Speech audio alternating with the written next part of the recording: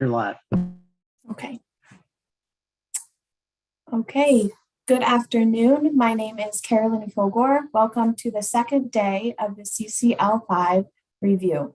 I'm the designated federal officer, or DFO, for the Science Advisory Board Drinking Water Committee, augmented for the Contaminant Candidate List CCL5 review. At this time, as DFO, I would like to formally open today's public meeting. Today is a continuation of the meeting held on January 11th, 2022, where the committee heard a presentation from EPA, listened to public comments, and had the opportunity to ask clarifying questions. Today's meeting will continue this Friday, February 18th.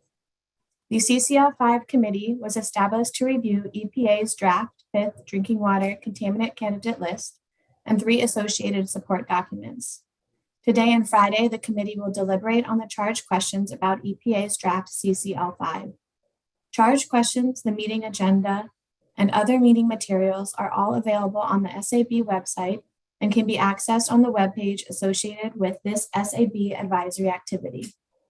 I want to inform everyone listening in today that the committee is meeting via Zoom, which is being broadcast live through audio and YouTube connections. This can be accessed by going to the main SAB webpage at sab.epa.gov and clicking on today's meeting date on the right-hand side under the headings Meetings and Events. The SAB is an independent expert advisory committee chartered under the Federal Advisory Committee Act, or FACA. The SAB is empowered by the Environmental Research Development and Demonstration Authorization Act, or ERDA, to provide advice to the EPA administrator on scientific and technical underpinnings of the EPA's decisions. FACA and EPA policy require that SAB meetings be announced to the public in the Federal Register and that subsequent deliberations and interactions between EPA and the public be conducted in open session, where I, as DFO, am present to ensure that the requirements of FACA are met. FACA also requires that during public meetings, opportunities for the public to provide oral and written comments are available. There is an opportunity during the Friday meeting on the 18th for members of the public to provide clarifying comments. Anyone who wants to provide comments may register by emailing me at kilgore.carolyn@epa.gov. My email is also provided on the SAB webpage associated with this meeting. In accordance with FACA, minutes will be prepared and posted on the SAB website to summarize the discussion and action items for all committee meetings. The SAB consists entirely of special government employees appointed by EPA to their positions, and as government employees, all members are subject to applicable ethics laws and implementing regulations. The SAB staff office has reviewed all the financial disclosure forms submitted by committee members, along with other information related to their involvement in this advisory activity. The SAB staff office has determined that advisors participating in this meeting have no conflict of interest or appearances of lack of impartiality concerning the topics on this agenda.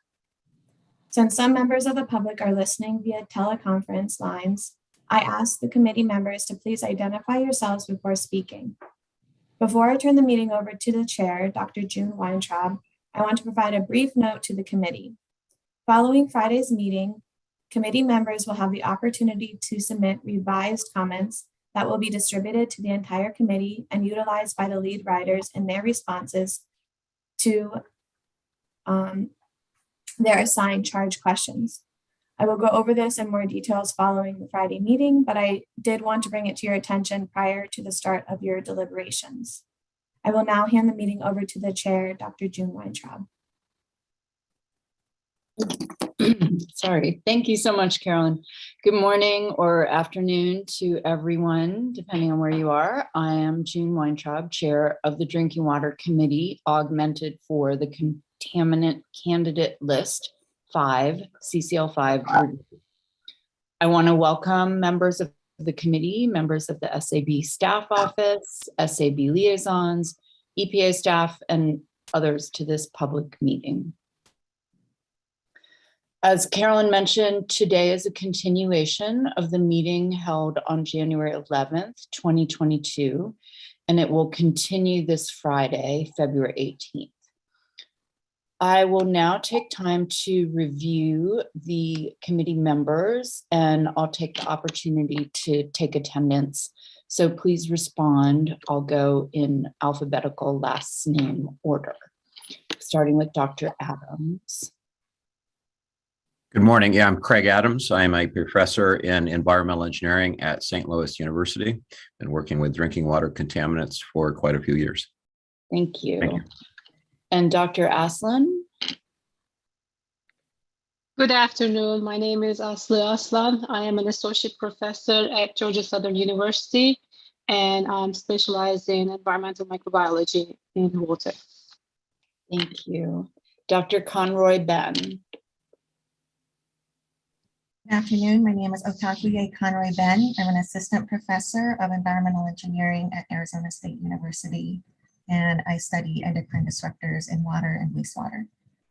Thank you. Dr. Hernandez Ruiz. Good morning. This is Selene Hernandez Ruiz. I manage the chemistry program for the state of Colorado, and we test contaminants in water and other matrices. Thank you. Dr. Le Chevalier. I'm Marc Le Chevalier. I'm retired Chief Environmental Officer for American Water, and I do consulting now in the water industry. My background is microbiology, so that's my focus. Thank you. And Dr. Leung. Good morning, everyone. I'm Angela Leung. I am a physician. I'm an endocrinologist at the University of California, Los Angeles, and the VA Greater Los Angeles Healthcare System. Thank you. Dr. Lohman. Good morning, afternoon. Rainer Lohmann, University of Rhode Island. I'm a professor of oceanography here, but I'm trained as an environmental chemist, and I study PFAS and other long-lived contaminants. Thank you. Dr. Page. Hi, I'm Sarah Page. I'm with the Utah Division of Drinking Water, and I'm the water treatment specialist. And my career has focused on emerging contaminants. Thank you. Dr. Wu.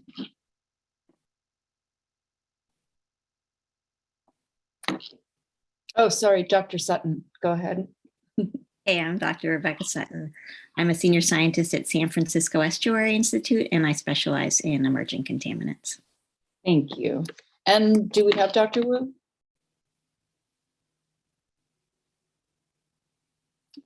She was on the line. We did. Maybe we'll come back to her. Okay. She's not available. Okay. Wonderful. So thank you all for being here today. June I'm not sure. I'm Dr. Engelhardt. Oh, I'm so sorry. There's no problem. Did you mean to? I don't know. Please introduce yourself. All right. I'm Jim Engelhardt. I'm emeritus professor at the University of Miami. I focus on water treatment and reuse. Thank you so much. Did I miss anyone else? Okay, glad to hear that. So thank you all for being here today. During the January 11th meeting, we heard a presentation from the Office of Groundwater and Drinking Water on the draft 5th CCL. And we reviewed the charge questions that we're going to discuss today and Friday, and we heard public remarks. EPA has asked us if they could address one of the questions that we had during that January 11th meeting.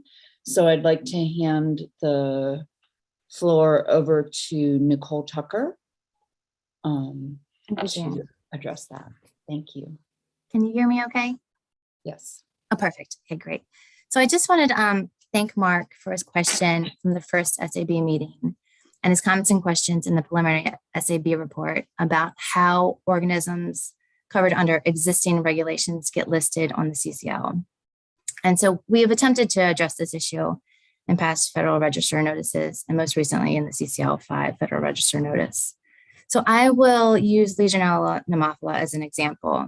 So for CCL 5, EPA received numerous public nominations for Legionella pneumophila, as well as for specific viruses. but out of all the contaminants, both chemical and microbial, Legionella and Haemophila received the highest number of nominations.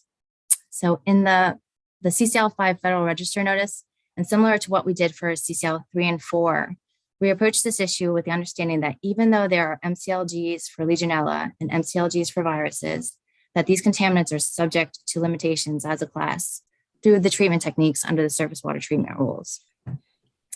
There are many complexities with Legionella that impacts its occurrence in human exposure. It's been identified as in numerous waterborne disease outbreaks and is the most common cause of reported drinking water associated outbreaks in the US. So along with others, EPA is exploring effective treatments and preventative strategies for Legionella in distribution systems as well as in building water systems. We're looking into effective monitoring approaches as well as risks from low and high level exposures. Because Legionella and Haemophila is a known public health risk associated with distribution and building water systems, EPA believes it's appropriate to list as a contaminant for the inclusion on CCL. So I just wanted to thank Mark again for his comment and your suggestion in the preliminary SAB report to address this issue. And just to let you know that we're taking into consideration as a path forward. Thank you. June, can I respond? Okay. I think it's that kind of justification that needs to be put into the document. I agree, given that Legionella is the most commonly identified waterborne pathogen and responsible for 2/3 of the waterborne outbreaks. It's easy to say that the existing regulations is not controlling them, and additional effort. And so I think putting on the CCL5 is appropriate. My question, particularly in some of the written ones, is EPA has carried over others that are regulated. I noted Coxsackie virus, equiviruses, hepatitis A, Salmonella, Shigella are on there, and they don't have that same kind of clear health impacts, and so it's on the for those it's not clear why they're carried over, and others have been previously dropped that I would basically put in that same category. They're under broadly the existing treatment techniques are broad, so I think it's appropriate to look at, we may have microbes under those, that covered under those treatment techniques that maybe need additional research or risk, or have questions, particularly if there's ongoing outbreaks. Some of these others are not, the pathogens of the same, magnitude as Legionella. Yeah. Is EPA going to address that? I just thought for each of these, if in the sheets there was some kind of insight into EPA's rationale of why they're putting in there, it would be more transparent. Yes, and I appreciate that suggestion. Usually for the contaminant information sheets, we generally use it as like a technical form that informs scoring the microbes. So we generally have not put the rationale in those sheets, and we mostly tend to put the rationale in the FRI notices. But it's something that we can, consider for the future if it's helpful. Okay, very good. Thank you. Thank you. Thank you both. And I think this will maybe provide a launching off point too for our discussion of the charged questions. Are there any other comments or questions about that particular item that Nicole Tucker just presented?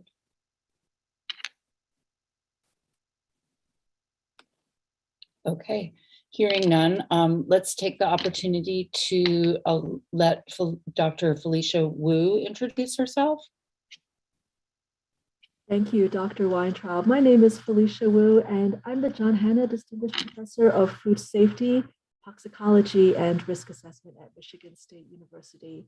It's great to be with you all. My apologies that my internet connection was not working on one computer earlier. I hope that this works a little bit better. Thank you.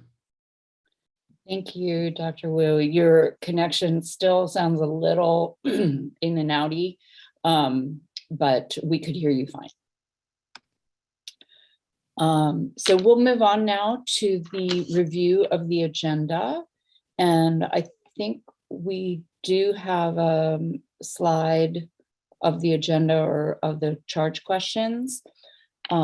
Today, the plan is that we will discuss and deliberate the EPA draft contaminant candidate list 5 and the supporting documents.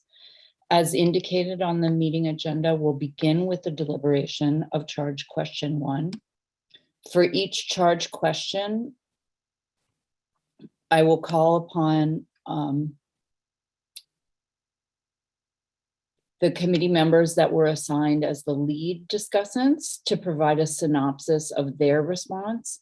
And afterwards, I'll offer the opportunity to any additional committee members who submitted comments for that specific charge to provide their synopsis. And then after hearing from the committee members who provided feedback, I will then open the floor to the rest of the committee to discuss the charge. As a reminder, discussions should focus on the science of the CCL5 and the supporting documents and not on policy. After the first charge question, we will take a brief 15-minute break, and then we'll return with charge question number 2.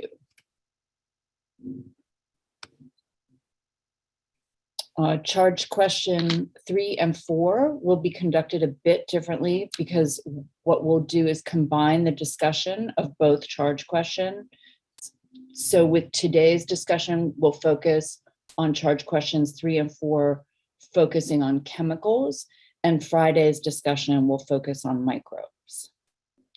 A quick note for individuals who were assigned as the lead writers, I encourage you to take notes and track the deliberations as they occur for your assigned charge.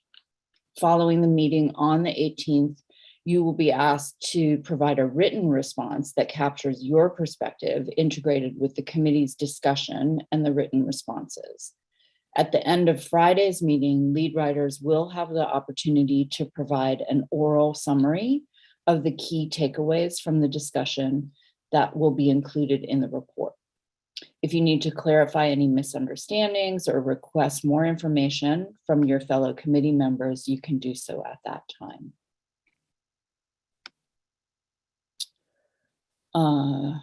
This will also allow the entire committee to begin thinking about what they want to include in their revised responses to support the lead writer's effort. As a reminder, per my chair's memo that was sent out last December, the lead writers are Dr. Craig Adams for charge question 1, Dr. Angela Lung for charge question 2, Dr. Celine Hernandez Ruiz for charge 3, and Dr. Marc Le Chevalier for charge question 4. All times in the agenda are approximate. We have about an hour for each charge question, but if discussions end early, we will continue with the agenda and potentially recess earlier than 5 p.m. Eastern time. Following the discussions,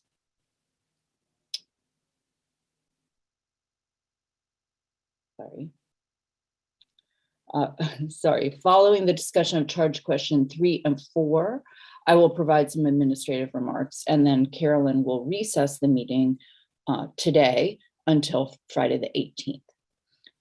Does anyone have any questions?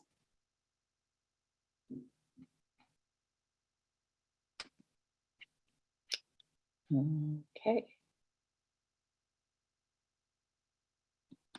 Seeing none, we can begin now with the discussion of charge question 1. And I'll go ahead and read it for us. It's on your screen.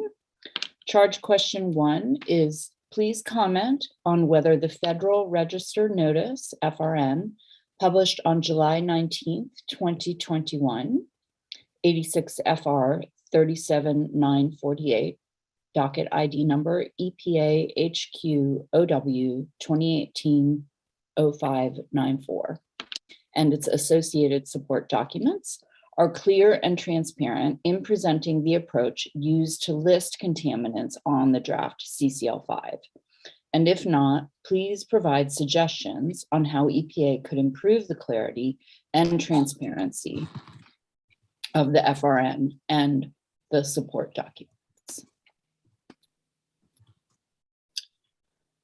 I will call on the lead discussants in alphabetical order for charge question 1, starting with Dr. Adams.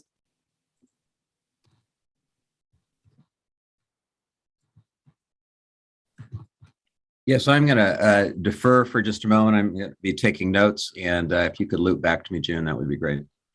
Absolutely, not a problem. Thank you. So next we'll hear from Mark.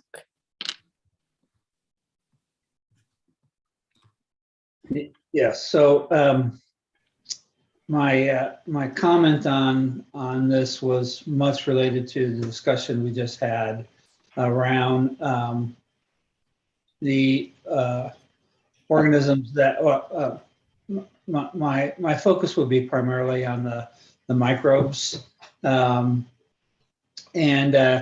you know, the document states that you know, for contaminants that are already regulated, you know, EPA considers you know, some not regulated under the you know, to be not regulated for purposes of the CCL 5, and you know, and so the thinking and justification of that, I couldn't find anywhere.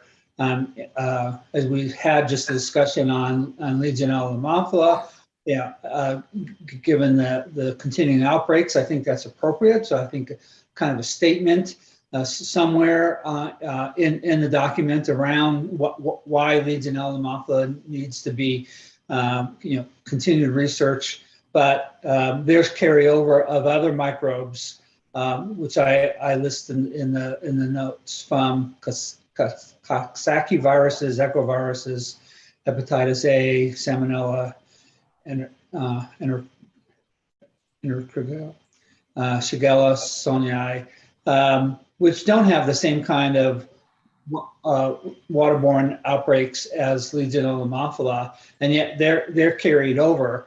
These organisms would be regulated under the surface water treatment rule or under the groundwater rule, under the you know, the treatment requirements. And so you know, it's not clear to me why these are considered not regulated for purposes of CCL 5, and why they're on the list. And so, you know, my suggestion is somewhere, and I think maybe on the individual data sheets where EPA, you know, lists the justification and ranking for the microbes, is to have some kind of text there, you know, a brief description of, at least in EPA's mind, why they think that even though it falls under existing regulations for purpose of the CCL 5, it, you know, they consider it not regulated, and what specifically are those issues. That's not found for these other microbes, and so I think the process would be more transparent, because, you know, it's not possible for someone reviewing this to understand why some microbes are not on the list and others are, when they're all currently fall under regulations. I think the process is really good. I you know, agree with most all of the you know, decisions, but I just don't think, I think in this point it's not transparent and it could be improved. Thank you. Thank you. Yeah, I think it's hard to disentangle the question of the approach from the actual outcome of the approach. So I suspect we will get a chance to continue this this line of thinking as we move into charge questions 3 and 4. Yeah, I found, I think for transparency, this falls here. Other questions I wasn't sure, yeah, other issues necessarily fall neatly in one charge question or the other. There probably are overlaps, but yeah, so thank you, Jim. Yeah, I appreciate the link, the opportunity to try to link it all together. Okay, next, let's hear from Rainier if you have comments you'd like to offer. Sure. I should say this, the first time that I reviewed this document, it was very impressive. It was very long. So I have a few general questions, and some of those might just be my ignorance of fully appreciating all the subtleties. If I understood the logic correctly, the scoring system set up by EPA was solely used to identify the top chemicals that were then actually evaluated by expert judgment. I think this could have been made a little clearer from the beginning. That was the intent. It wasn't clear to me why the final number ended up at 250. It's a number, but it's not a percent. It's not the top 100. It's 250. So maybe just the rationale why this was chosen as a cutoff. Not all of those 250 were actually evaluated by the expert judgment. It stopped at 214, I think. And the question, of course, is why is that? And so what happened to the others? I think the last one is more a minor point. It was a question of production volumes where a lower end was used instead of a mid value.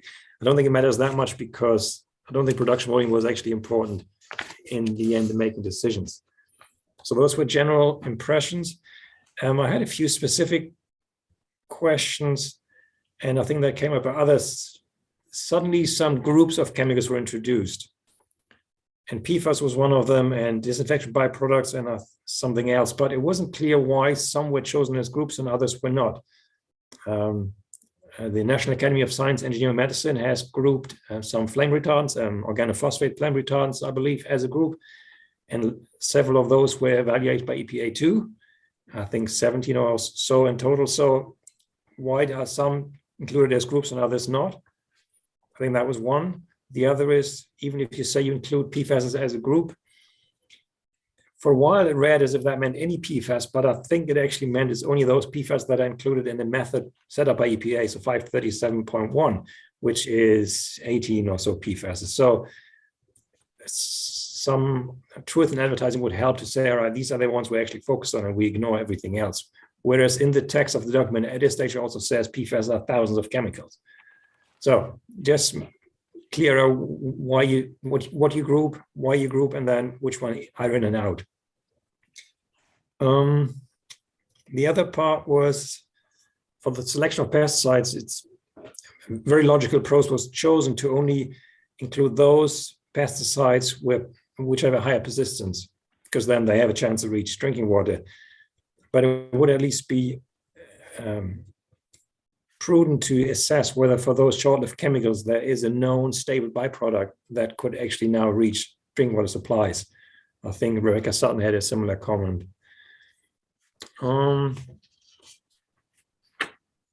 Another point, but that might be a lot of scientists use machine learning these days, and in theory that could help with such a huge data set. Of course, the problem is that it doesn't reveal how it's choosing compounds in the end, so that might not help an agency that has supposed to provide transparency. But at the same time, it would seem useful to consider relying on machine learning tools just to see if they come up with different rankings, so if they would elevate different chemicals. I think my last comment was, it makes perfect sense for EPA to rely on data from agencies, federal agencies, state agencies, and sometimes academics that are all based in the US. However, there are also similar efforts underway that can be accessed, databases on chemicals in Europe. So it might be at least worthwhile to check whether there are chemicals flagged in the European accessible databases that could be of relevance to EPA. Knowing they're slightly different markets, they have slightly different chemicals, but at the same time, the properties that make chemicals end up in drinking water should be the same. So that's just a thought. I think those were my comments. Thank you. Thank you. Next, we'll hear from Rebecca. Thanks. So my overall comment is I did find the documents very clear and really helpful. So overall, very good job of the staff to demonstrate the decision-making of a pretty complex process.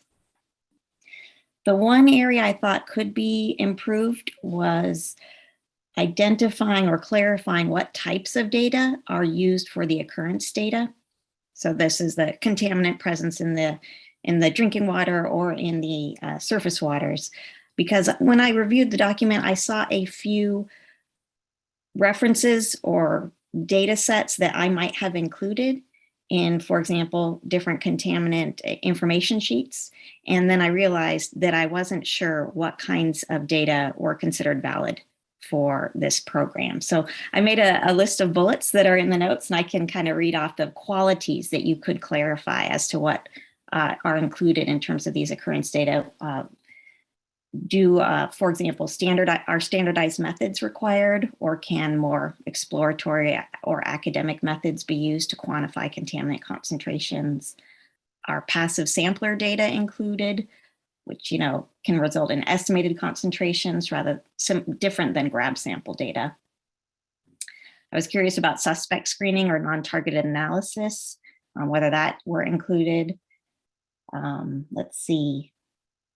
Also, whether there were certain types of surface water data, certain qualities to the water bodies under study. For example, do the surface water data need to be from a water body that actually contributes to drinking water, or is this a broader look at any surface water in the US?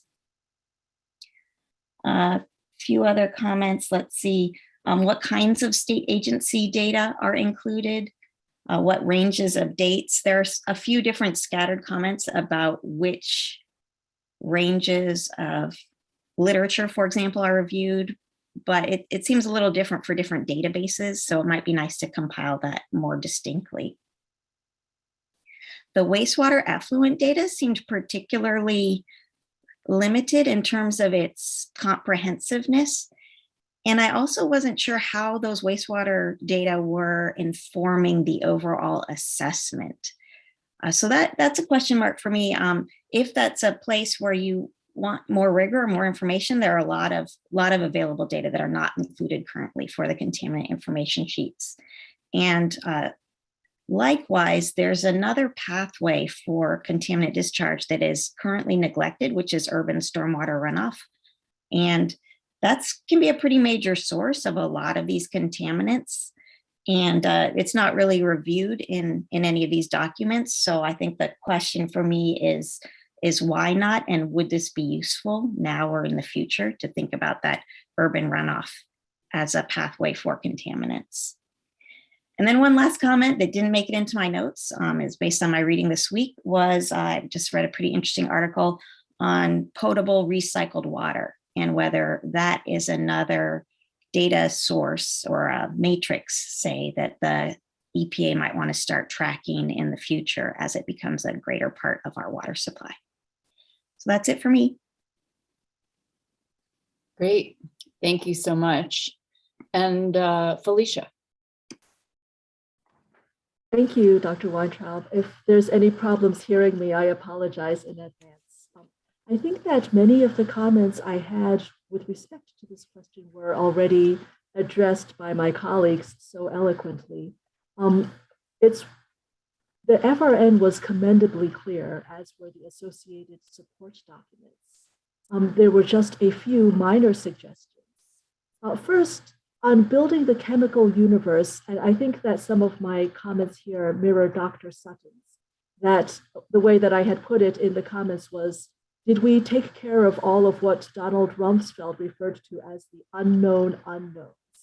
For example, there's in my area of research, which is primarily food and chemical toxicology, there are some recent studies showing that foodborne mycotoxins are ending up in drinking water. Because this is primarily under the purview of FDA, foodborne mycotoxins, is that something that was considered by EPA in building this chemical universe? I think a bit more transparency as to what was included and what wasn't included would be helpful. And my next two comments all had to do with the groups of contaminants or those that were listed as multiple under Exhibit 2A in the FRN.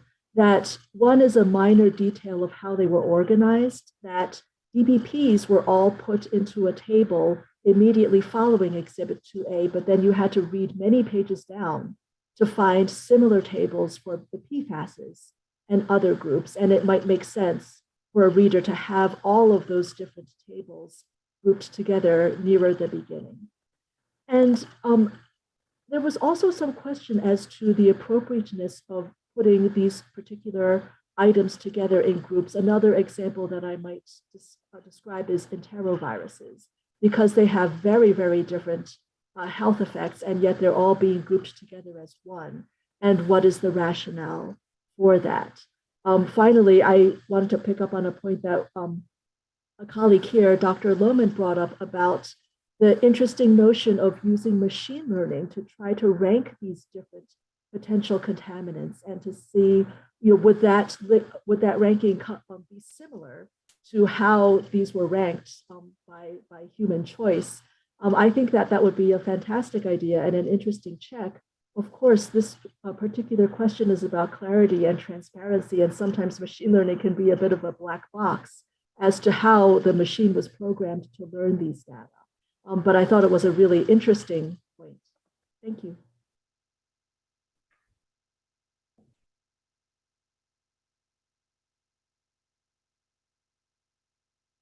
Thank you so much. Now I will call on the individuals who submitted responses to the charge question 1. June, I can go ahead and comment now. I deferred for a few minutes, if that works. Oh, sorry, Dr. Adams, of course. No worries. Yeah, I just had a few comments. First of all, thank you very much. Second, I think the process overall is very clear and transparent. I think it's EPA is really to be commended. I just had a few comments. One regards DBPs. How are they selected? There are a lot of choices. There's been a lot of studies. I think there are some very good selections made based on my opinion, my expertise. But I think we could maybe have a little more elucidation on the criteria used. A second relates to the cyanotoxins. Cyanotoxins are on the list. I know there's some questions often. Occurrence in standard occurrence studies, maybe the cyanotoxins don't have as high occurrence as others. And it's probably, I would think, due to that it tends to be acute events with respect to cyanotoxins, sometimes at higher concentrations, rather than chronic exposure or chronic occurrence. And I think maybe the EPA could elucidate that a little bit different. It's a different type of chemical that occurs during a hazardous algal bloom. Another thing on cyanotoxins, on the group of cyanotoxins selected, anatoxinase, splendospermopsin, microcystins, and saxitoxin. Well, saxitoxin is really a group, right? We have neosaxitoxin, DC-saxitoxin, and some others. And there's methods for most of these. Some of them are not real stable, but the toxicity for, say, neo or DC can be similar or significant with respect to saxitoxin itself. There's GTX2 and 3 and so on. And so a question I have is, should saxitoxins be a group? Should there be more saxitoxins on the list rather than what is listed right now is just saxitoxin in that group? So if we could have some clarification on what the thoughts are there, I think that would be great. Similarly, we see bisphenol A on the list as, and that's great, or justified rationale, but there's a lot of other bisphenols. There's bisphenol bisphenol S, and there's occurrence studies on. We've seen them. Toxicity appears to be maybe similar. There's also BPB, BPD, and BPE.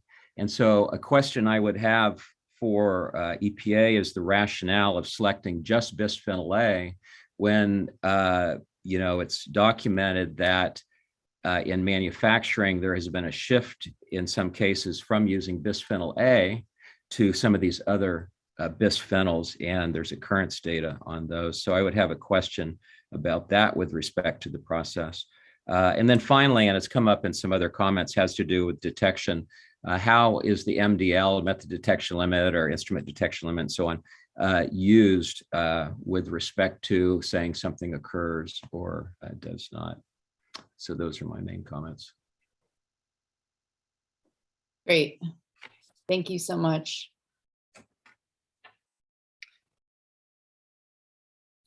Okay, now I will call on the individuals who submitted responses to the charge question 1, and ask if you'd like to provide a synopsis of your remarks. There were 4 of you.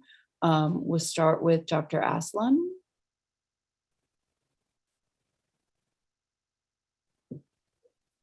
Thank you. I think overall this was a very clear document explaining all the processes and the procedures to select these contaminants. Overall, I had only a few minor suggestions and maybe comments, especially when it comes to selecting criteria to monitor under UCMR. It wasn't really clear to me how these contaminants were selected, with the remark that was done there related to sampling costs. So I wasn't very sure if the sampling costs are high, does that really mean that this contaminant may not be selected for UCMR? So that would be also impacting the overall decision making. But other than that, I thought it was a very clear document. Thank you. Thank you. And Celine? Good morning again, everyone. I agree with things that have been said by my peers. I think this was an extremely well done process. There is some room for clarity, particularly for the section 3, developing the draft CCL, and goes over the building the clinical universe and then criteria, which is relevance, completeness, redundancy, and being able to retrieve it. I asked a question in our previous meeting about redundancy and what actually is taken into account when two different data sources are available. And so, you know, do you take the most conservative number for whatever parameters are you looking at when there's that duplicity in data?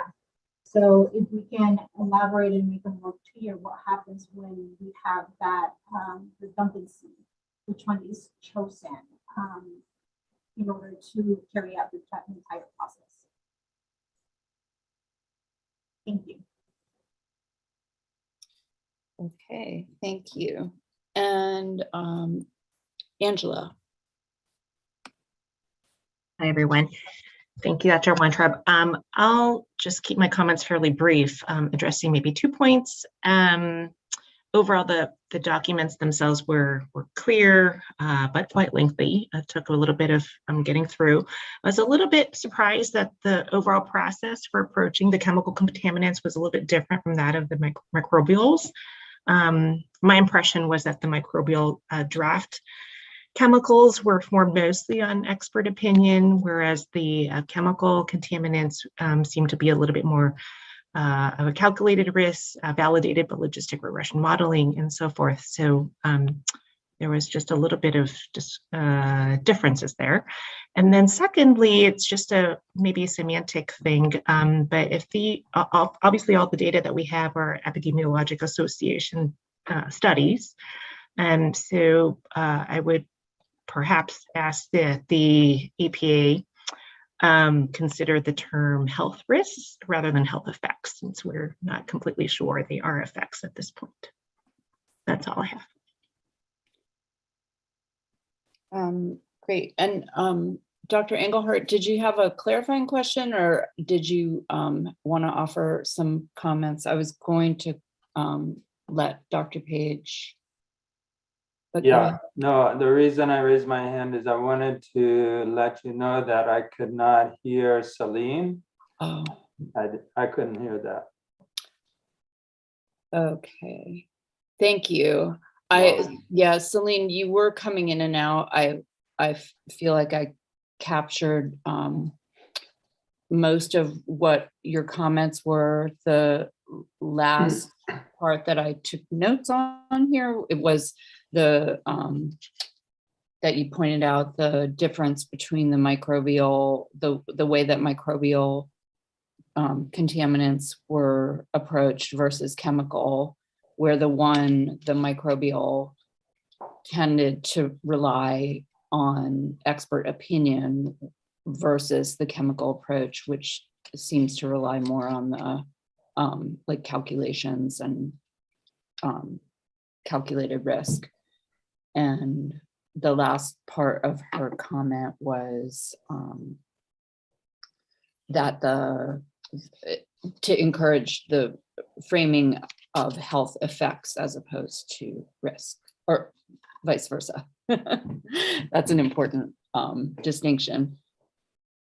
And sorry, this is Carolyn. I think you might have been summarizing what Dr. Lang read. Celine, Dr. Hernandez Ruiz was the speaker right before that. Oh gosh. If I captured that correctly. You did. Okay. Okay. But yeah, but I also had a hard time hearing Dr. Hernandez Ruiz. Maybe and maybe the next time it'll be easier to hear. Thank you. No problem. So June, I can, if I can take a minute. Can you guys hear me okay? You are coming in and out. Oh, okay. I'll try to speak louder. Can you guys hear me now? Yeah. Okay. So it's just very brief. I agree with most of the things that my peers have said. I think they all raised really good points. How EPA could improve the clarity and transparency process. Under the criteria for building the chemical universe, there is one section that talks about redundancy. The data source does not contain information identical to other more comprehensive data sources also being considered. And so my comment about that is what happens when there's data that is in two different sources, but they are different. In that case, which one is chosen? And I understood from our last meeting that it is the most conservative value that is chosen for the subsequent evaluation. So my comment is if we can put more clarity about what happens when there's duplicity of data sources. Thank you. Great, thank you. I was able to hear that. Does anyone have any clarifying questions?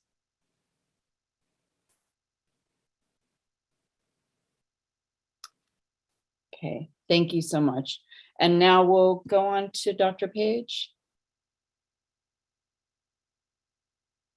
Yeah, so similar to some other of the comments that have already been noted, my comments related to the first charge question were mostly centered around the groups of contaminants that are on the under the chemicals. So I felt like the documentation in the FRN was not as clear about how these groups were developed, what compounds were in the groups, how one might prioritize inside of the groups. PFAS in particular is a huge class of compounds. I also thought that the definition, the choice of definition was a little bit unclear and problematic, might exclude some PFAS that are important. And I think the inclusion of the cyanotoxins on the list, given what we saw in UCMR for needed additional justification in the documentation. So those are my comments. Great, thank you.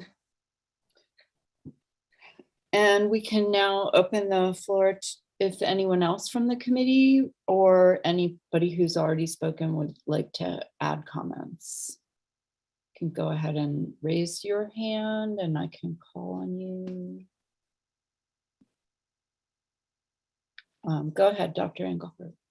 Yes, I I'd just like to echo and maybe reinforce one of the points that I think many of us made, especially Mark, that, okay, in addition to water treatment and reuse, physical chemical processes, I'm also a risk analyst, well published in that field. And so the 4 phases of a risk assessment that are well recognized are hazard identification, exposure assessment, thirdly is the dose response assessment, and then finally the the 4th phase is called risk characterization. And that's the step that I think is not coming through well in the supporting documentation. It's where you take all these numbers, the assumptions you've made, the quantitative assessment of exposure, of dose response, and you take all those numbers and assumptions, and then you put it in a real world context. And you discuss and say, what are we missing? What assumptions are critical here? What is the real world context of what we've just done? And then you describe that in words. And that's what I think didn't come through to me for looking into any particular chemical, for example, how that decision was made. So I just want to reinforce that point that I think several of us made. Thank you. Thank you. Did anyone else have comments they wanted to offer?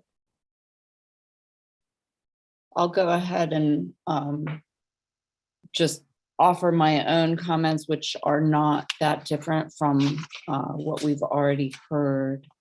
In general, I think the approach is very clear and transparent in and of itself. I think there are definitely some opportunities to improve the clarity that we've discussed, kind of delving into the why parts of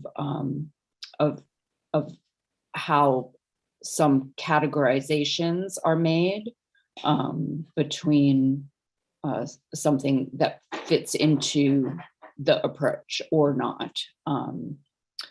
I also was really interested to read other people's comments. I think in particular it was Dr. Sutton on the thinking about wastewater and how that impacts the drinking water supplies and the level of information that we have, and how it could be useful or not. So overall, I think this CCL process has been the same, or it's evolved certainly since the first CCL. Times are, different, and the tools we have available to us are different. And I think EPA is to be commended for taking advantage of the opportunities to improve and modify the process. So it'll be nice to see how things can evolve for CCL6. Did anyone else have comments while I was talking? Dr. Engelhardt, your hand is still up, but I think that's an old hand.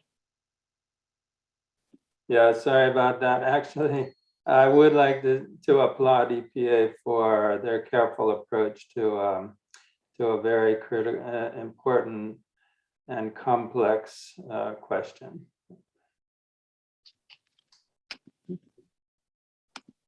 Great, thank you. So we are running a little bit ahead of schedule, I think. We can go ahead and take a break for 15 minutes.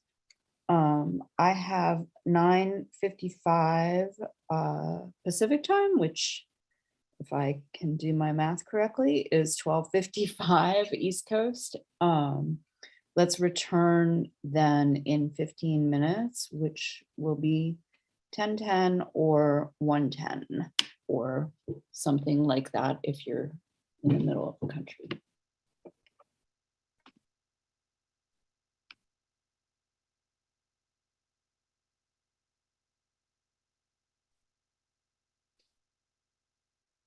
Caroline, this is Selene. I changed my microphone. Can you hear me now? Yes, speak a little bit more. Sorry, caught me off guard. Oh, so you can hear me? Yes, that's much more clear. Thank you. Oh, okay, great. I'm so sorry. Thank you. No worries. It's tough doing it all virtually, huh? Yeah, thanks. Yeah.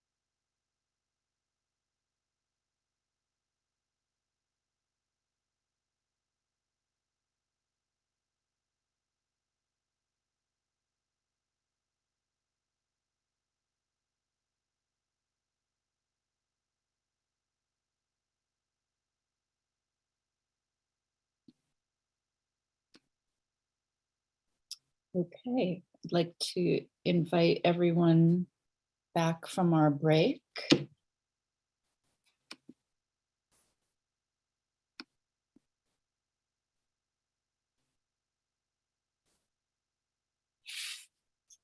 It is now 10:10 a.m. on the West Coast, 1:10 on the East Coast.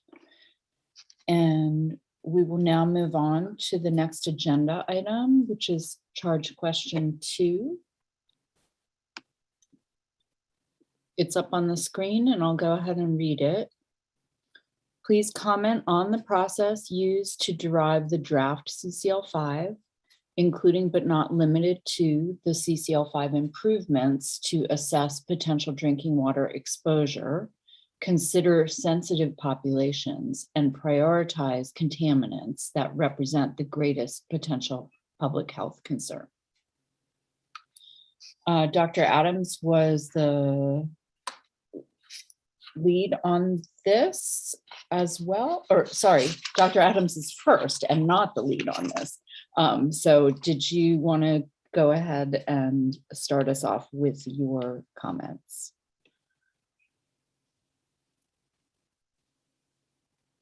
Unmute there. I touched on in my previous comments about exposure. I think my main comment would relate to cyanotoxins. I know there's some differences of opinion maybe on whether cyanotoxin should be in there because it doesn't show up in a standardized occurrence study, which looks at occurrence at a certain time, kind of a grab sample type approach. And I think maybe that needs to be addressed, why cyanotoxins are included or what the EPA thoughts are on that, because it's an acute event, can be high level. My personal feelings, it is very appropriate to have cyanotoxins in there.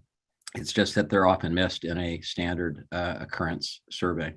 So I think that should probably be addressed. That would be my main comment. Great, thank you. And now we'll move on to Dr. Conroy Ben. Hi. I had just some brief comments. I thought the process used to derive draft CCL5 was straightforward. However, I did have some questions about chemical prioritization. One being the lack of data for the PFAS and what is listed, or what will EPA look at. So were the chemicals listed in the PCCL5 the same as what they're looking at in the draft CCL5?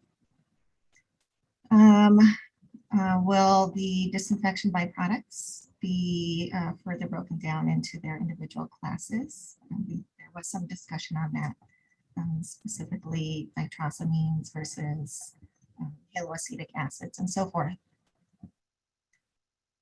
For selection of contaminants, is EPA going to look at the isomers?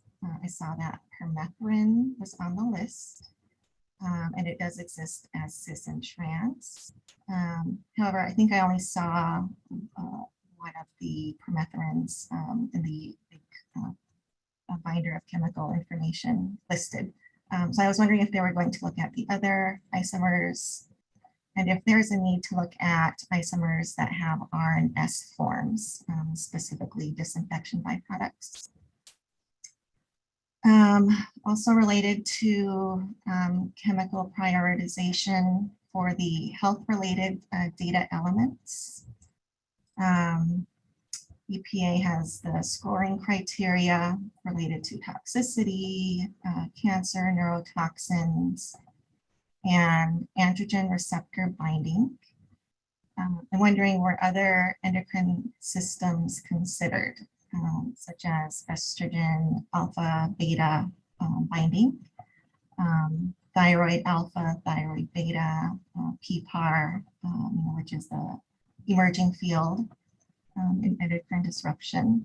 I'm asking because I see that there are some estrogens labeled or listed: 17 alpha ethinyl estradiol, nonylphenol, and BPA. So I'm just wondering if if other endocrine systems were considered at one point, and if they were, where did they play a role in the chemical selection? I think if they were not, and they are considered, EPA may have a different priority list. And I think that is it for now. Okay, thank you. Dr. Lung, did you want to go ahead, or did you prefer to wait till everybody else goes? Yes, up to you, Dr. Weintraub. My comments are going to be fairly lengthy. Okay, let's go ahead and move to Dr. Wu, if that's okay, because then you'll have a chance as the lead to integrate too. So if that's all right, Dr. Wu, do you want to go ahead? Yes, thank you, Dr. Weintraub. Overall, once again, I thought that the document or the process used to derive the draft CCL5 seems quite solid in terms of exposure assessment to the drinking water route, as well as the prioritization of contaminants that cause the greatest potential public health concern. There was only one question I had on the exposure assessment side, as well as one question on the sensitive subpopulation side.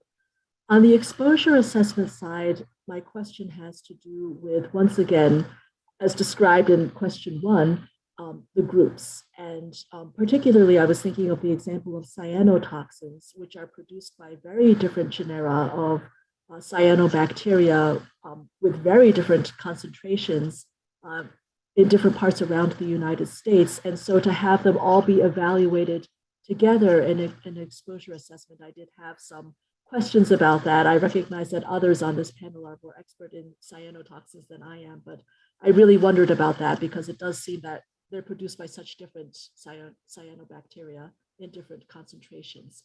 And my comment with regard to the sensitive populations is that this document was very good in describing the different sensitive subpopulations when they were talking about microbial pathogens.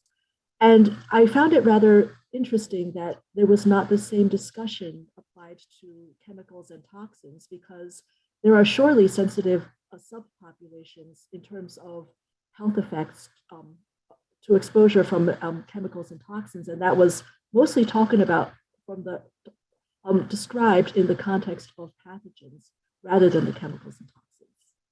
Thank you.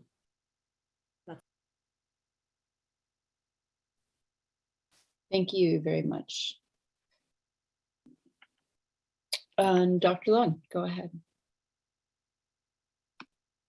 Thanks, Dr. Weintraub. Okay, I took a pretty deep dive into this question since I was the lead, and I separated my comments on dissecting these exact words. So part A, I put as considering sensitive populations. Part B, prioritizing contaminants that represent the greatest public health concern. I thought they were distinct enough. And then from those, I subdivided into the chemical contaminants and the microbial contaminants. So let me just bring up my notes.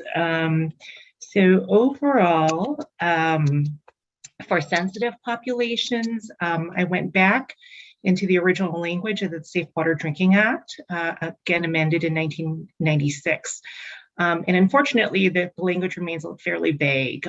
They describe sensitive populations as infants and children, elderly, pregnant women, individuals with serious illness, and other subpopulations. So those latter two categories are essentially almost everybody, or quite vague.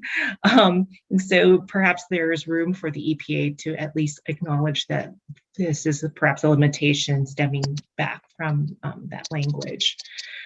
I applaud that the EPA is regarding subgroups for ages as different life stages, and that they're not single entities. So, for example, there's a continuum of from preconception to conception to fetal development to infancy to school-age children to adolescents, et cetera. And in fact, it could be argued that each of those entities might be exposed to different risks and different concentrations of chemicals and microbials. Where I thought there could be perhaps some room for clarification in the documents, the FRN didn't really seem to describe sensitive populations at all. That those words don't come up under chemical contaminants. It's only described for the microbial ones.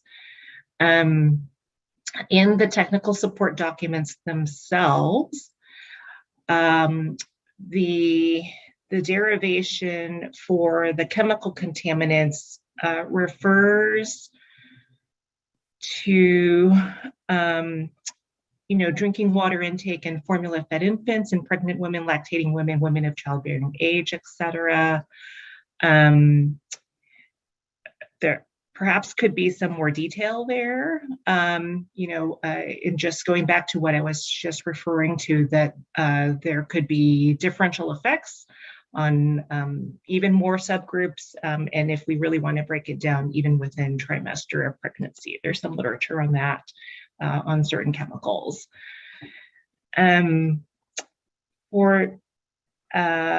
then so I'll just then wrap up that part about sensitive populations on a comment about the microbial candidates. There's some terminology referring to chronic disease, and that is, of course, fairly vague and generic. So it's unclear what chronic disease or the terms individuals with serious illness refers to. And then so part two, or part B, part of this question, I interpreted it as prioritizing chemical and microbial contaminants that represented the greatest potential public health concerns. And so this goes back to my first, the comments to my first question charge 1, where it's a little bit different in terms of where the processes were derived from. When comparing the chemical contaminants versus the microbial contaminants. Search criteria were different, the years of the literature searching were different, et cetera. So perhaps there could be some clarification there. And then finally, regarding the health effects, or let's say perhaps health risks would be more aptly a better term, for the pathogens, that could be potentially problematic. So correct me if I'm wrong, but the scoring system was linear from 1 through 7, so that, and they were all equally weighted, such that if one pathogen had multiple lower scoring effects, in my mind, that was equivalent to one large effect, and the largest effect was 7, which was mortality. So I just wanted some clarification there of whether or not those were all weighted to be the same. There are some smaller comments that I've provided in my written documentation, so I'll stop there. Thank you. Great. Thank you so much. Now I will go ahead and call upon the individuals who submitted responses to this charge question number 2 to see if you wish to provide a synopsis of the remarks you made in writing. And there were 6 of you. I'll go through in alphabetical order, starting with Dr. Aslan. For this one, I think one of the major question I had here was related to the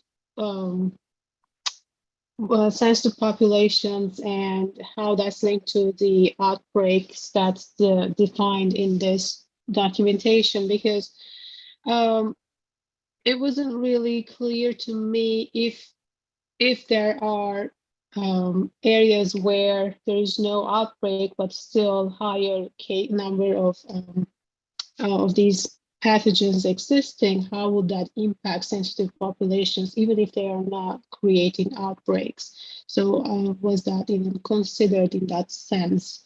That was my main question on this part. because there was this sentence in the public notice saying that this was not based on epidemiologically only cases. So that was my main question related to sensitive population. Thank you. And Dr. Hernandez Ruiz?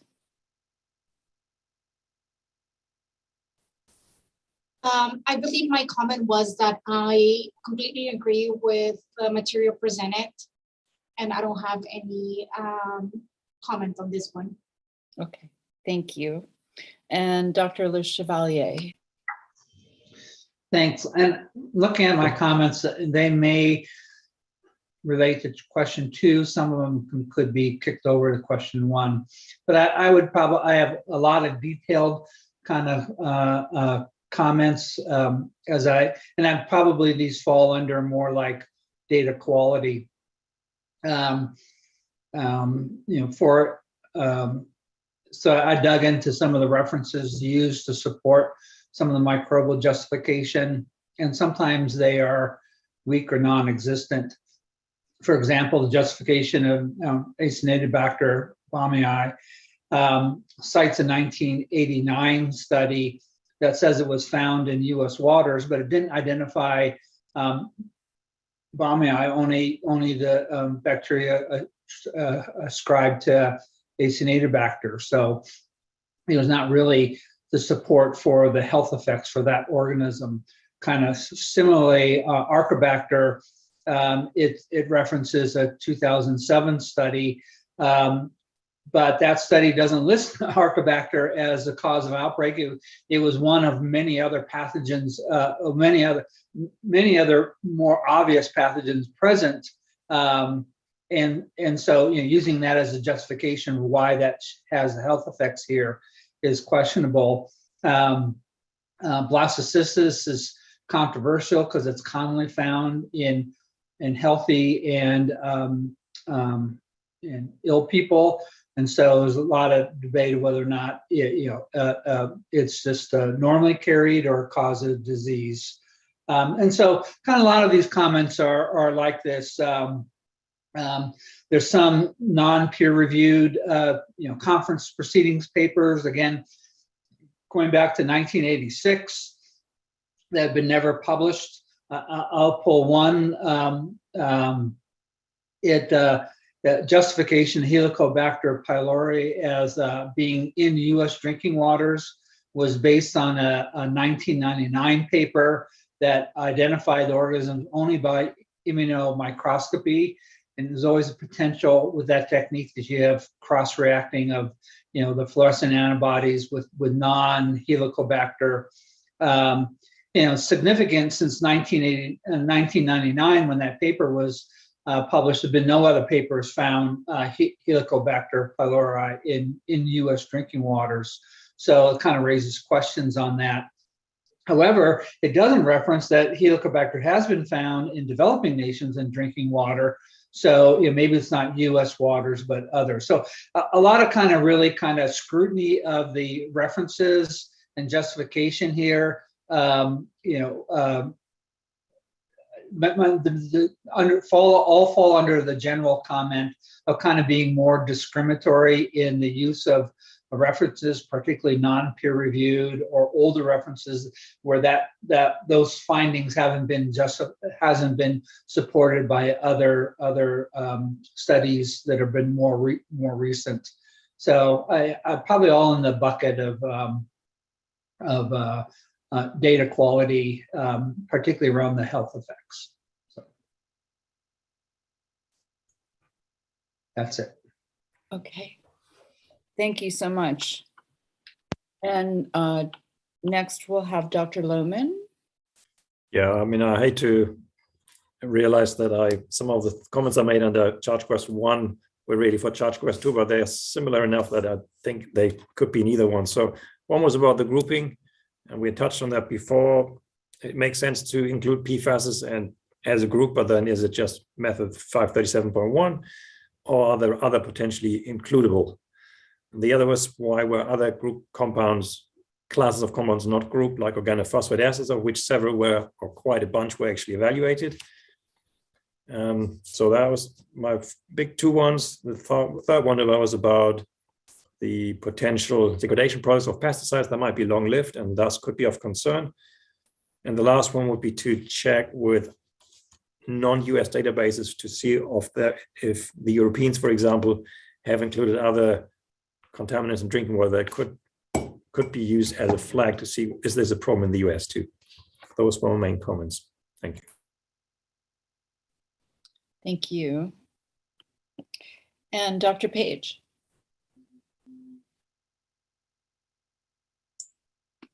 I think I covered my comments previously. Thank you. Yes, there's a lot of overlap again. And Dr. Sutton.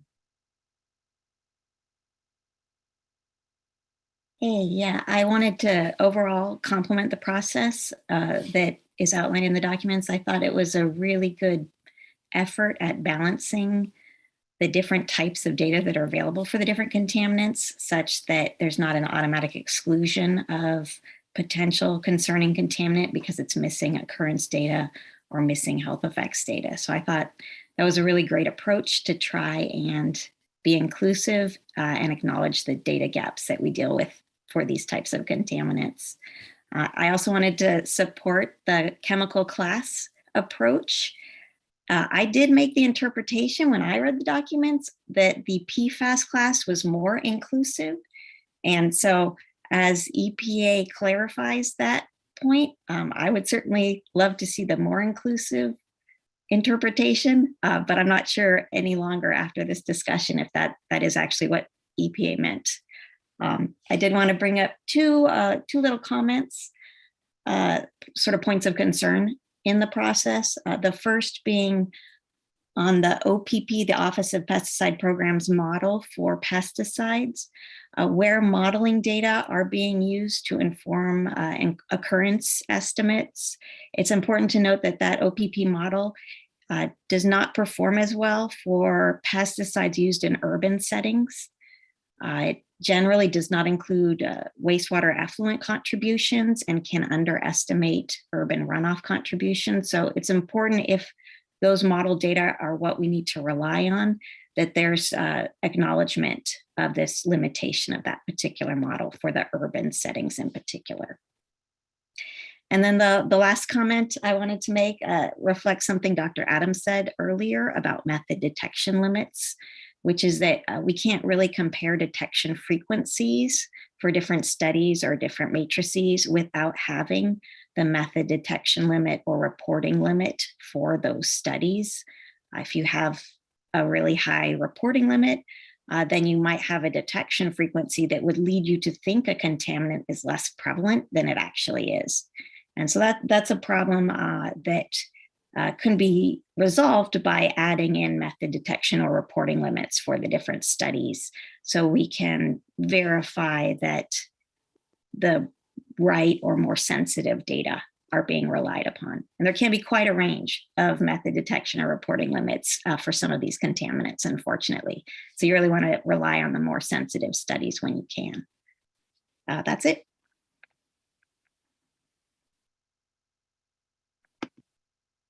Great, thank you. And now I'd like to open the floor to any other committee members or who haven't spoken yet, or anyone who has spoken who has additional comments. You can go ahead and raise your hand, or yeah, go ahead, Dr. Lemon. Actually, if I may, it was just to follow up on what Rebecca Sutton just said. In CCL3, the PFAS data was very much biased because the detection limits were so high that a lot of the contamination was basically gone unnoticed. So it's a good case in point how important this can be in understanding the exposure. Yeah, thank you. Dr. Le Chevalier, did you have? No, I'm good. Thank you. Okay. Never sure what Zoom is telling me. Anyone else? I would like to thank you all, and I really appreciated hearing everyone give their summaries of their written comments. In particular, Mark, I appreciated your careful review of all of the references. I think it is always worthwhile to go back and actually look at what it is that is driving our decisions about what is present or could be present, which is really, I went back to the Federal Register notice, which essentially synopsizes the section of the Safe Drinking Water Act that tells us we need to make a CCL. And it says the list must include contaminants that are not subject to any proposed or promulgated primary drinking water regulations, are known or anticipated to occur in public water systems, and may require regulation under the Safe Drinking Water Act. I don't think that's exactly what the Safe Drinking Water Act says, but I think it's that we all have a useful agreement that this is what it means. And working then from that, I think it could make sense to rely on, a single data point from 30 years ago as meaning that it's known or anticipated to occur and could be a problem. On the other hand, I think it's a legitimate question that we should be asking of what does constitute the known or anticipated. And I think that question arose in several people's comments to just looking at, if there's lack of evidence, does that mean that it's not anticipated? So it's difficult to prove the negative. And yet, what I'm also understanding, and I appreciate, I think it's Dr. Can't remember who, I think it's Dr. Lohman, who has been reminding us of the European Union universe that they use, and for us to consider whether that might be helpful universe for us to also start to include. So those are my comments. I think overall, I also think that we're limited by what the Safe Drinking Water Act describes as sensitive populations. And I appreciate how EPA has formulated the understanding of how we're supposed to include consideration of them, and has evolved that to the way we think about sensitivity today versus in 1996. I do think, again, to the extent that we are directed by this code of what is supposed to be done, I think EPA has done a very admirable job of developing the list. And again, there might be room to make additional improvements as we continue to evolve. So those are my comments. Did anyone else have comments they would like to add?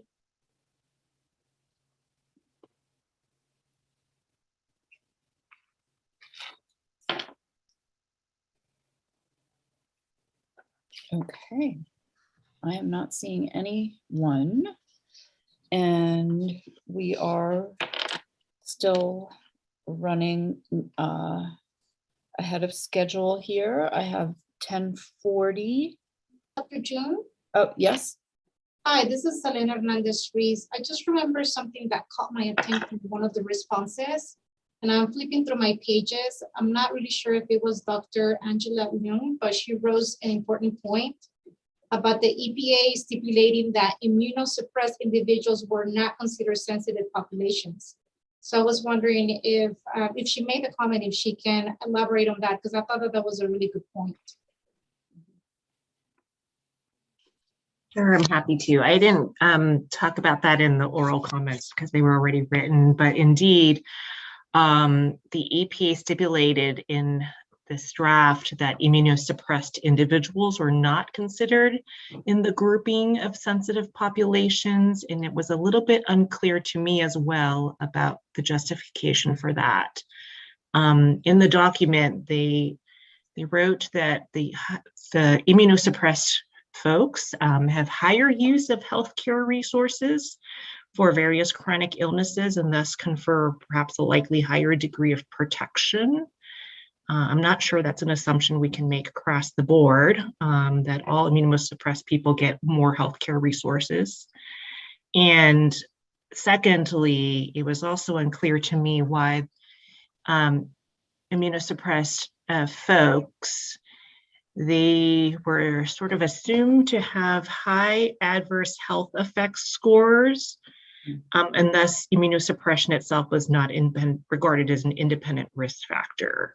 That might be just some of the wording that comes across, but there might be room for some clarification or rephrasing there.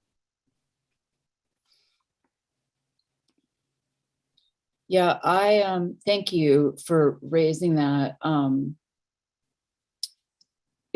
I have some thoughts on that as well. I think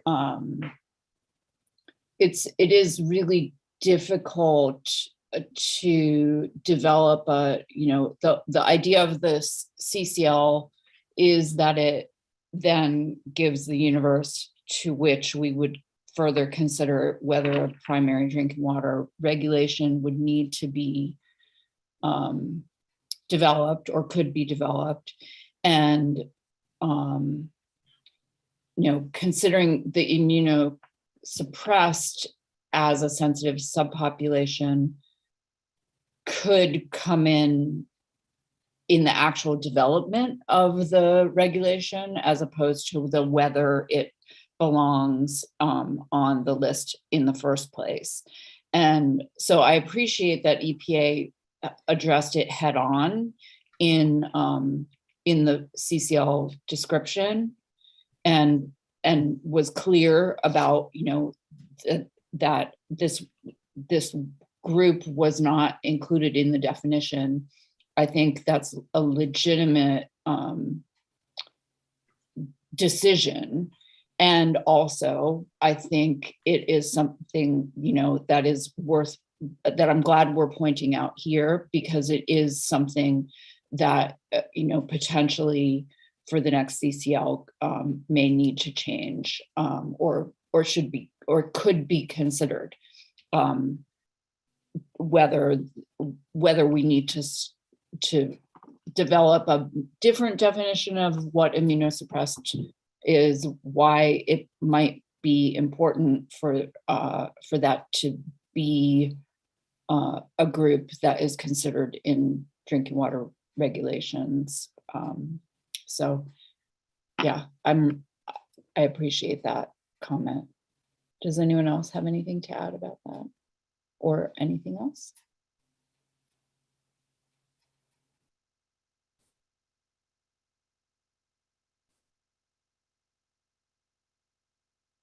Okay, hearing none, we will go ahead and take the 15-minute break. We'll return then at 11 a.m. Pacific time, 2 p.m. East Coast time. Dude, I'm not sure if you have a second 15-minute break, unless you all need one. That's perfectly Oh gosh. fine. Thank you. No problem. If one's needed, that's all right. But it's not on the agenda at this time. It looks like a lot of people have gone and turned their screens off. So let us go ahead and take a 15-minute break since we are running way ahead of time. So I think that's fine. Thank you. Okay, yeah, thanks, June.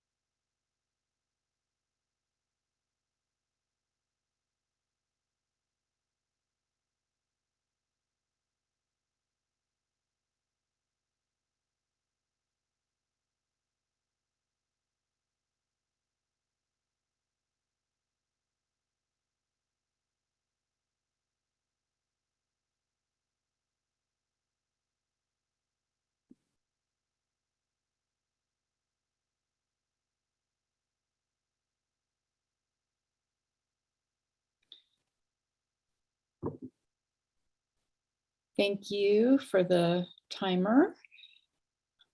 It's now 11 o'clock Pacific time, 2 o'clock Eastern time. And this is the candidate contaminant list 5 review meeting, part 2. We're going to go ahead and get ready to move on to charge questions 3 and 4 for the chemical contaminants. And as a reminder, today's discussion will focus on the chemical contaminants, and then on Friday, when we reconvene, we'll focus on the microbial contaminants. So if you have recommendations to make regarding the microbial contaminants, go ahead and hold your comments until Friday. So charge question 3 and 4 read as the following. 3 is based on your expertise and experience. Are there any contaminants currently on the draft CCL5 that should not be listed? Please provide peer-reviewed information or data to support your conclusions. And then charge question 4 is based on your expertise and experience. Are there any contaminants which are currently not on the draft CCL5 that should be listed? And please provide your peer-reviewed information or data to support your conclusion. So let's begin. If you want to flip back to question 3, with the lead discussant's responses to question 3, and we'll proceed in alphabetical order, starting with Dr. Aslan.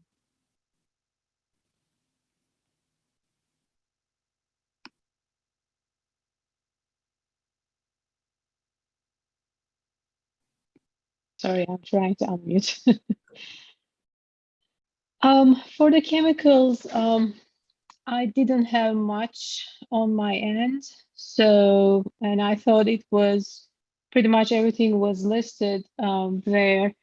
I also like the fact that 2 of the chemicals were actually listed there that were also listed in the European Union watch list that was published in last January this year, that the estradiol and the other one.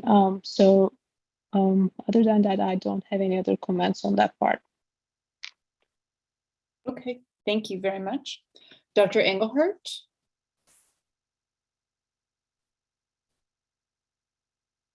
Yes, hi.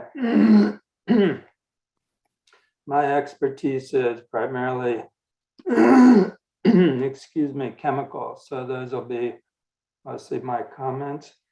Again, I'd like to applaud EPA for their work here.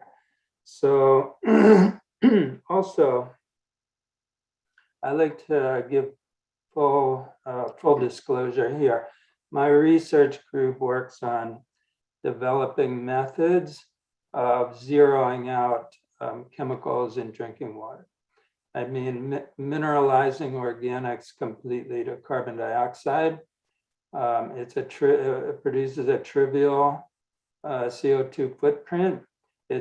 And we want to be able to do that economically at very low energy in large volumes of water that we use in the US. And we found one. We found an electrode that produces hydroxyl radical at a rate that I find hard to believe. And we can zero out these organics on the list. So, and I said economical. So most catalysts are, electrocatalysts are precious metals or rare earth metals. We're using earth abundant metals. And so one of those is on the CCL list. And I think we should consider carefully possible unintended consequences of listing these, because it can really hamper development. And it can scare people unnecessarily. So, so I just wanted to make that disclosure. I'm not saying that an earth abundant element should not be on there. Obviously in Florida, we have lots of arsenic in our groundwater, our geology, and of course that has to be regulated. Arsenic though is a metalloid, not exactly a metal, but minerals that are earth abundant are automatically, I see them as a bit at a disadvantage because EPA's approach is to look at the combination of exposure together with health effect. And that's a very rational and a good approach. I support it wholeheartedly, but it puts the natural minerals at a disadvantage because, well, they're everywhere. They're in the earth that we walk on. They're in the earth's crust at high levels. So automatically the exposure is going to tend to be high. So, so we all know that too much of a good thing is bad. And so we have to be careful about that balance.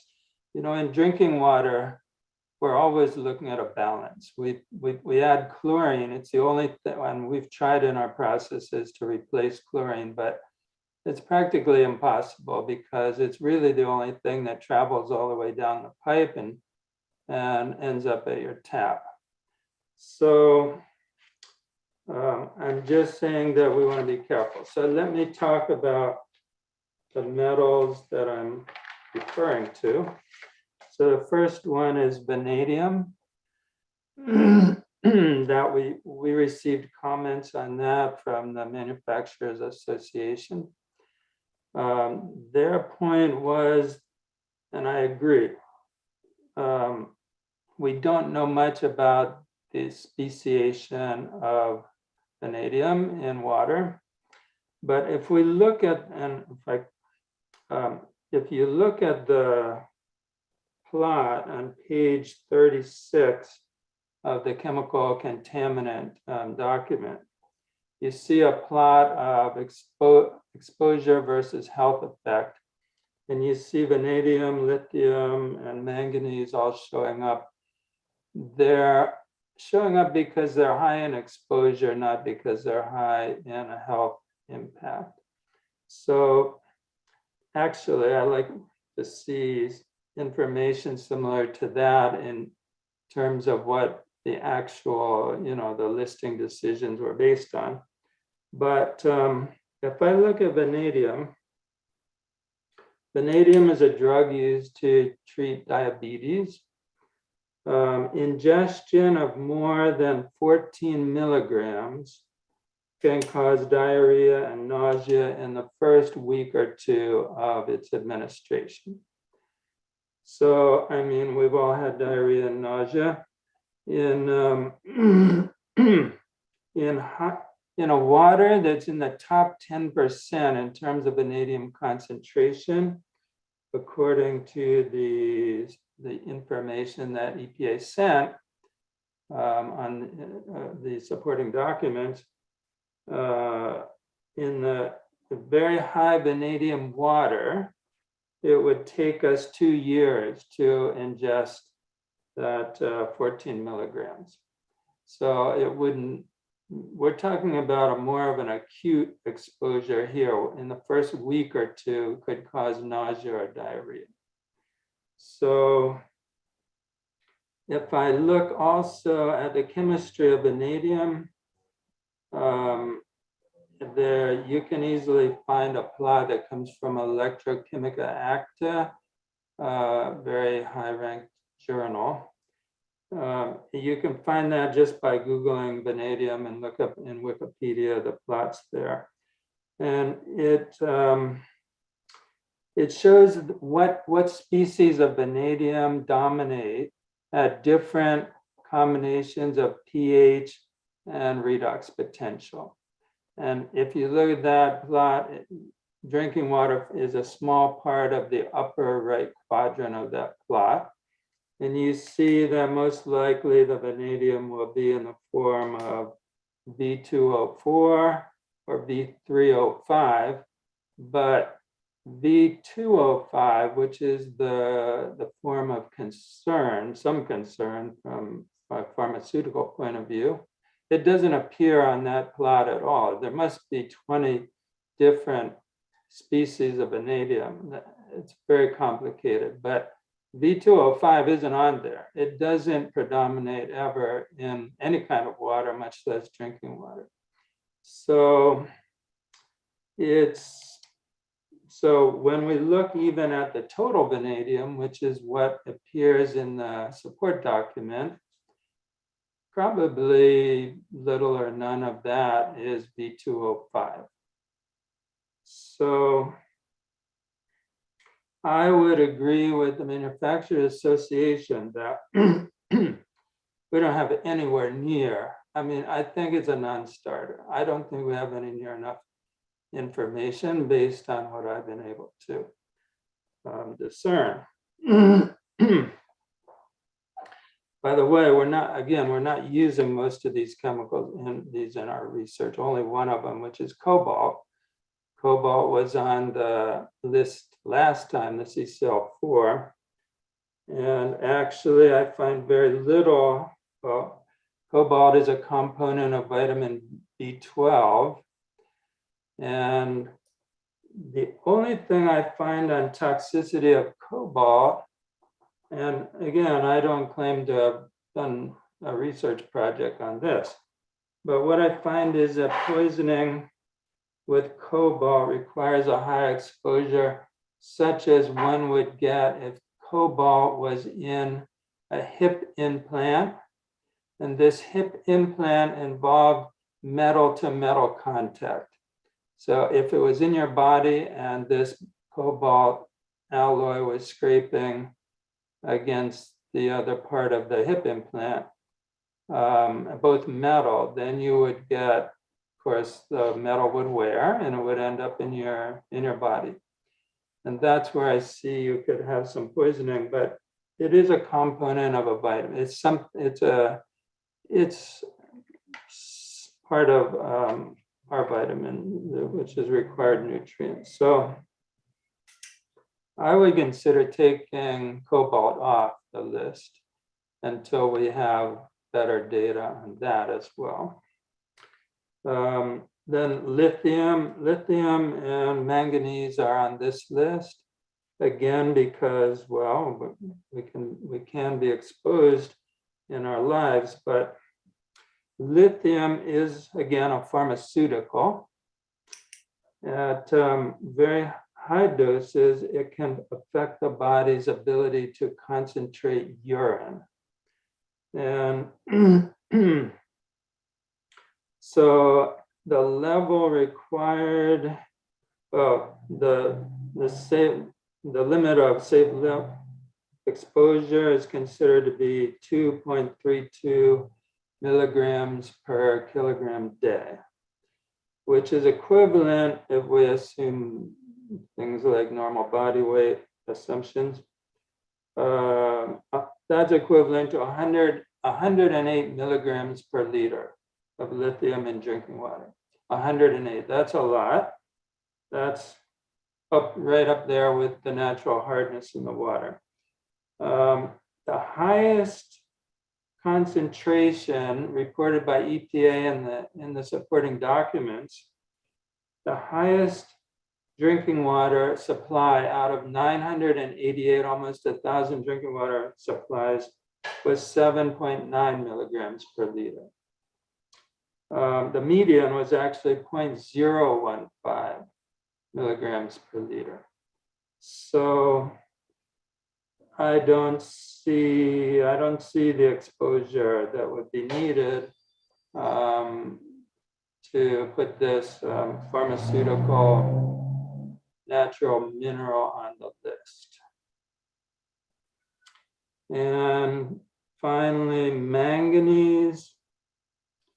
I don't see any credible toxicological data. There was one epidemiological study reported that I saw. Again, I can't claim to be an expert, but from my review, I see that I think it was, I forgot to put in my notes the reference, but I think it might be listed in IRIS, and they based a safe dose on one epidemiological study, a foreign study that had uncertain results. It was not clear what the result was, that if there were factors that were not considered, and the result was not conclusive.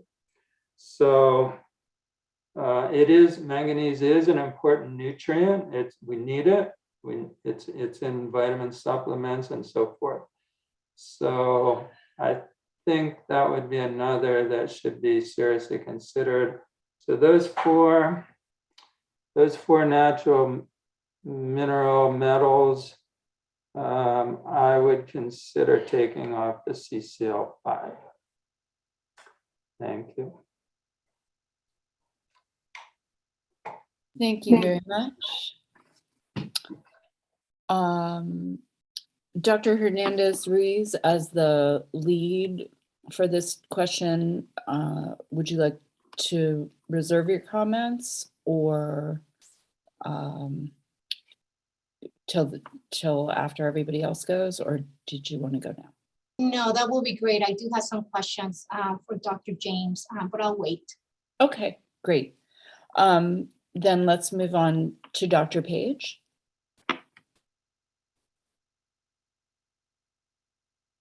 I don't have many comments on this. I thought that the list was pretty clear. My primary comment is really related to my comments on the first question, which is some additional clarity around the groups of contaminants, particularly the algal toxins, would be helpful to sort of make sure that the contaminants on the list should be there. So that's all I have to add at the moment.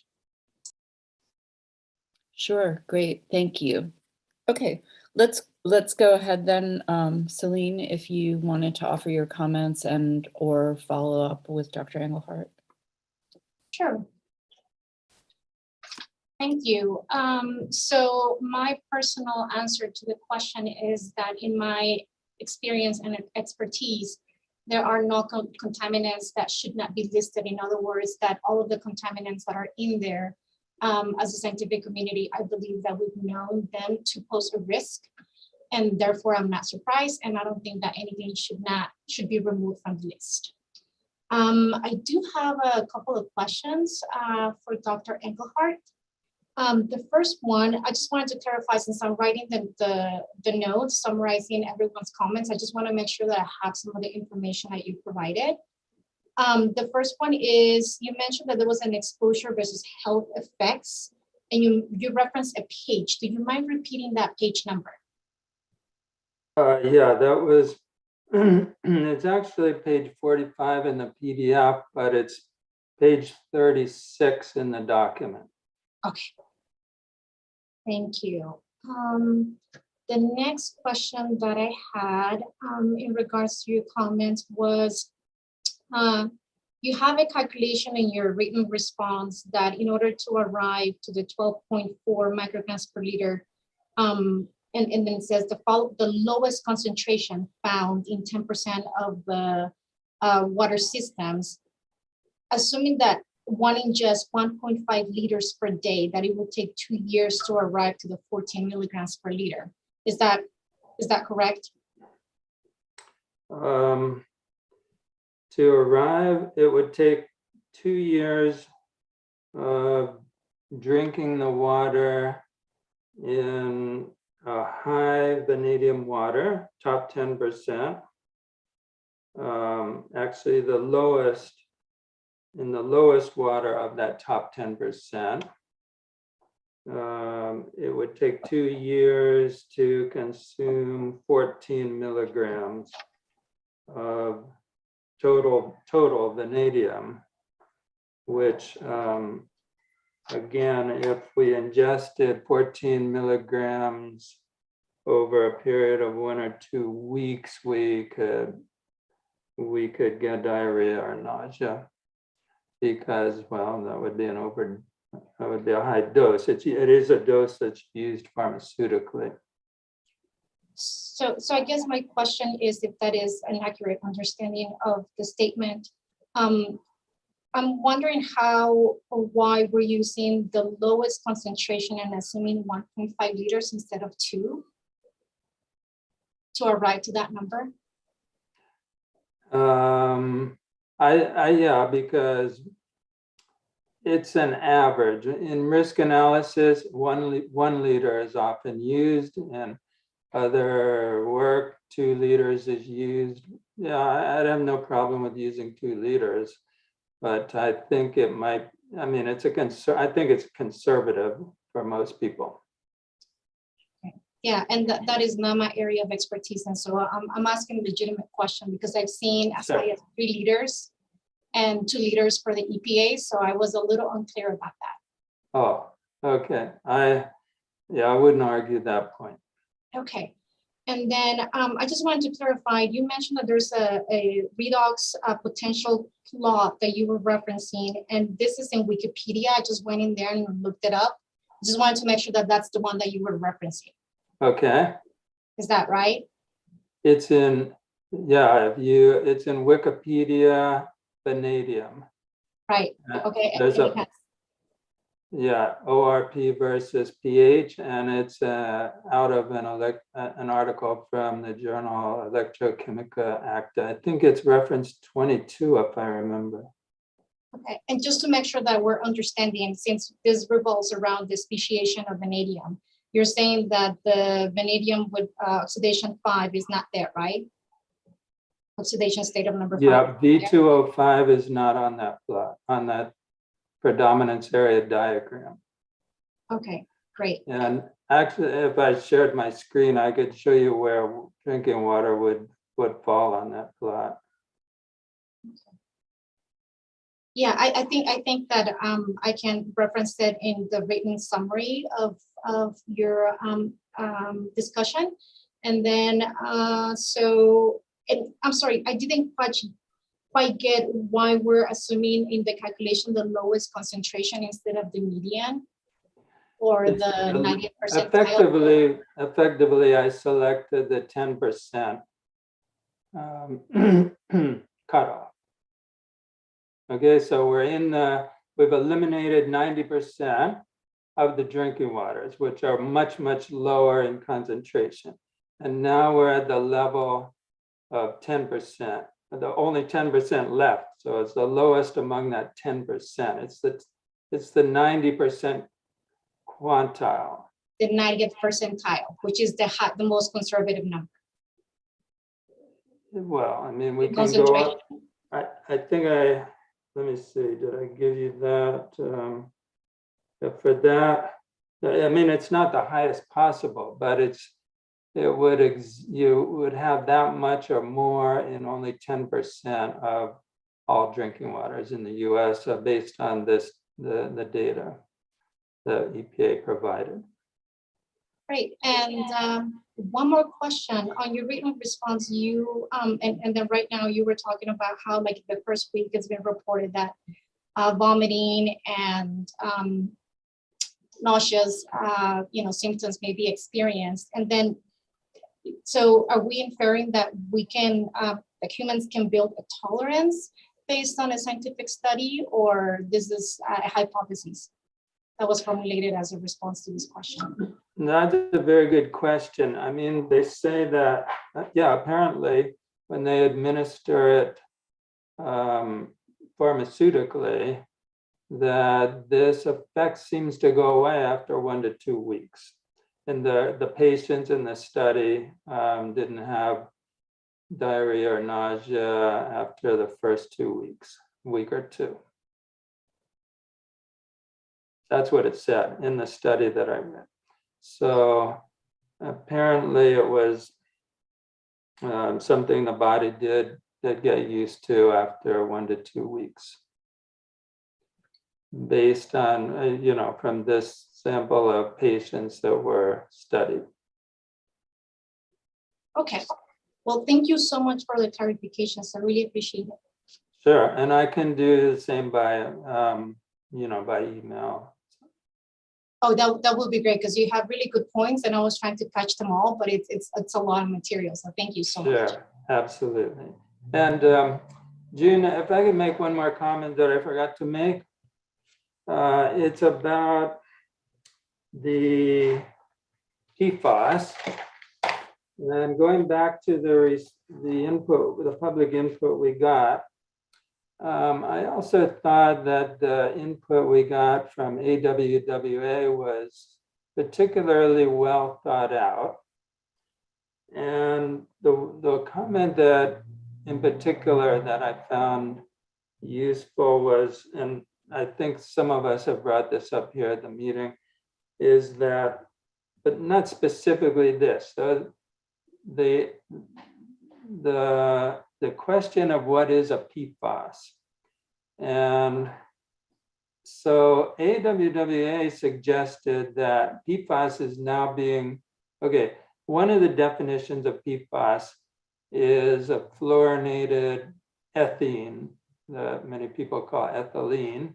It's a 2-carbon chain.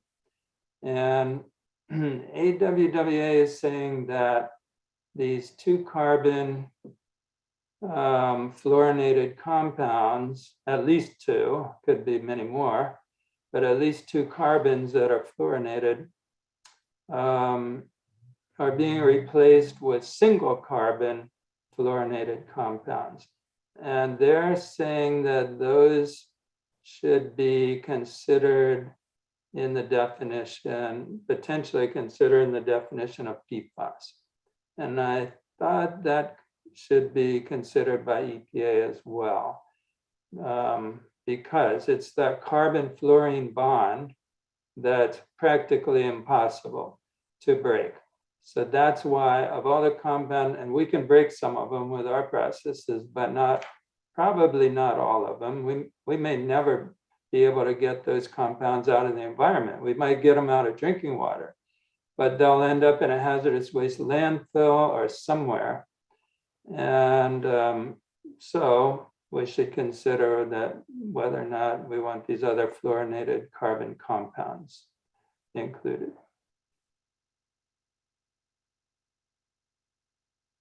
Thank you.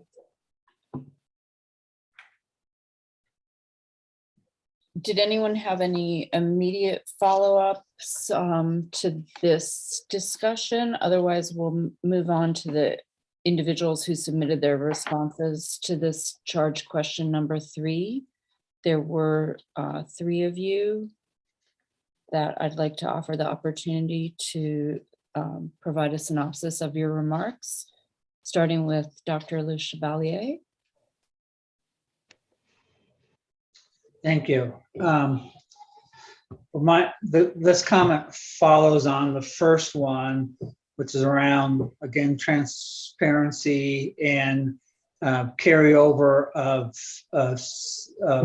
microbes from the prior CCL list, particularly when these are already covered by existing regulations.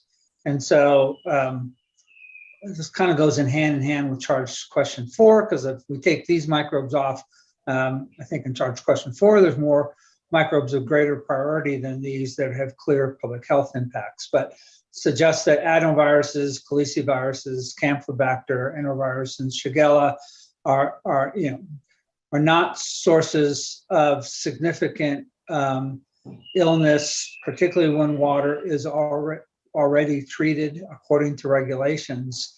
And therefore, putting these on the CCL list directs resources to these organisms, to these contaminants when other contaminants are of greater priority. And then also the comment I made before, Helicobacter pylori, the evidence for its concern in U.S. drinking waters is based on just one study of question.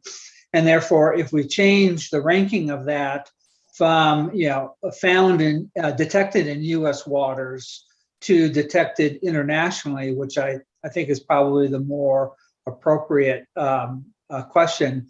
Then the overall ranking of that drops from an 8.0 to a 5.0, which would put Helicobacter near the bottom of the list. So again, kind of interrelated to all these charge questions, if one looks really critically at the data that's supporting its health concern, again, it changes its overall priority. So I hate to kind of be like almost like sounding the same story over, but again, these decisions that are made, which weren't transparent in the beginning part, do roll over then to how it impacts these other questions. So the comments here would be either have greater support, greater clarity on why EPA believes that these microbes still should remain on the list, even though they are covered under regulations. They fall under this category. Well, for the purpose of the CCL, the EPA believes they're unregulated without any kind of justification exactly why that's the case. So I would identify these 6 microbes as being having questionable significance because they already fall under current regulations.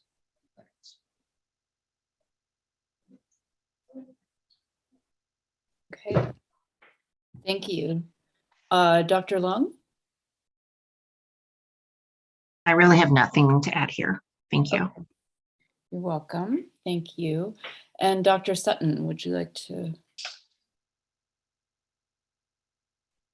I'd say my responses really apply more to charge question 4 than charge question 3. One thing I would bring up, since Dr. Engelhardt already did, is that the EPA could consider a more expansive definition of PFAS.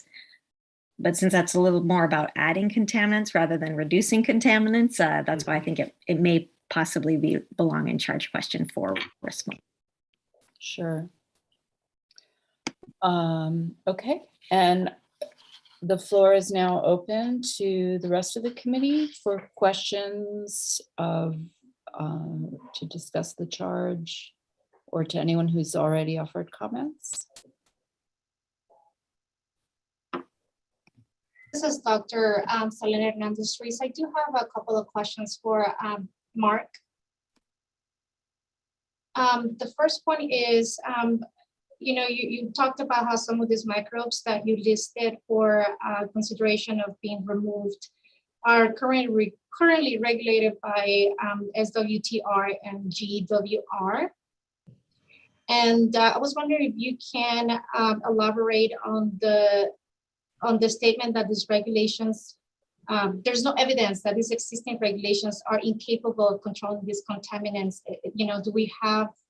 Do you have some material that you wanted us to be aware of so that I can put it in the summary, perhaps some citations of articles that talk about, the prevalence and concentrations of these microbes? Yeah, well, it's hard to have publications to say that they're not there, certainly,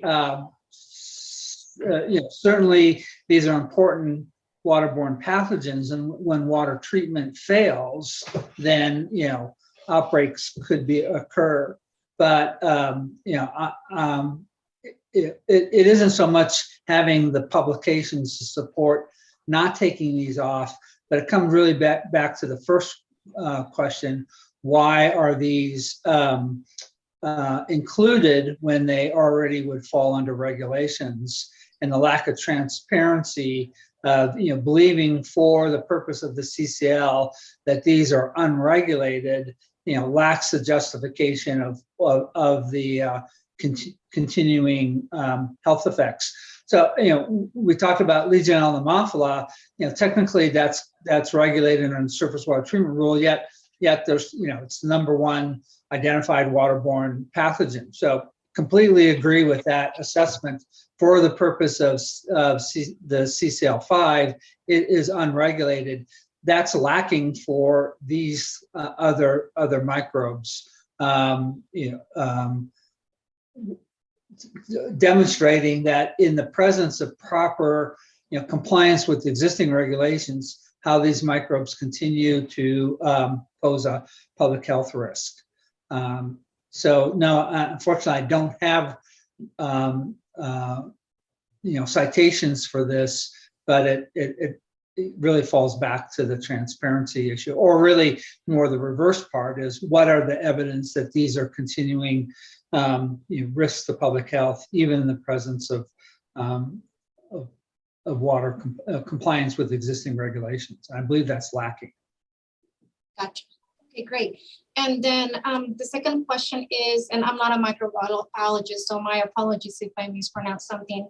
The Helicobacter reference that you made from the study of 1999, you mentioned that the is using questionable methods, and I was wondering if you can educate me on that. Yes, that again, that was kind of related. You can see the response to question 2. It used immunomicroscopy. So they have fluorescently labeled antibodies and stained that and looked under the microscope for the presence of these Helicobacter. Even as a microbiologist, I stumbled over some of these names too. So it's a source of continuing embarrassment for myself.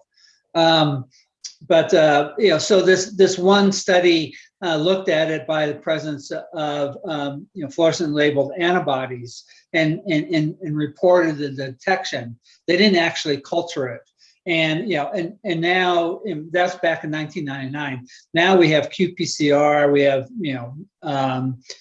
metagenomics, and that same finding from this one publication hasn't been carried forward in more recent studies using better, more precise methods. So I don't question that this is not found in water, and I think Dr. Weintraub's comment around what could be reasonably suspected is a good point for us to kind of consider. But nevertheless, and maybe a footnote here, maybe in this ranking, it's more like a footnote that we have one study hasn't been with methods that aren't as robust as what's currently available. But again, if we Helicobacter has been found in drinking waters in developing nations, and that's been shown by several publications. And so again, that kind of in the ranking here, if it's not found in U.S. drinking waters, which would give it a ranking of 3. Again, questionable 3, but a very definite 1, a ranking that is found detected internationally, it would change its prioritization. So, on this one, it isn't that it doesn't become on the list, but it wouldn't make the top ranked microorganisms based on its overall risk profile if it was only detected internationally. So, again, it does become to the data quality and transparency and decision making of where these fall under the risks. And Helicobacter would, in my opinion, would fall more in the preliminary CCL would fall on a lower prioritization than it does now. And so I think in our review, that's SAB review comments to EPA, if they looked at this, it really ought to be better justified, maybe more critical assessment of the literature that's supporting these decisions. Thank you so much. Yeah, indeed. We'll be talking about like different reporting limits and different technology, right? And unfortunately, there's a lot of gaps sometimes in the data, and we have to rely on what the best available material that we have. But certainly, I think that in future, evaluations, we should start looking at, technologies that are used to evaluate chemicals or microbes, as well as reporting limits, like it's been said before by Dr. Sutton. Thank you. Thanks.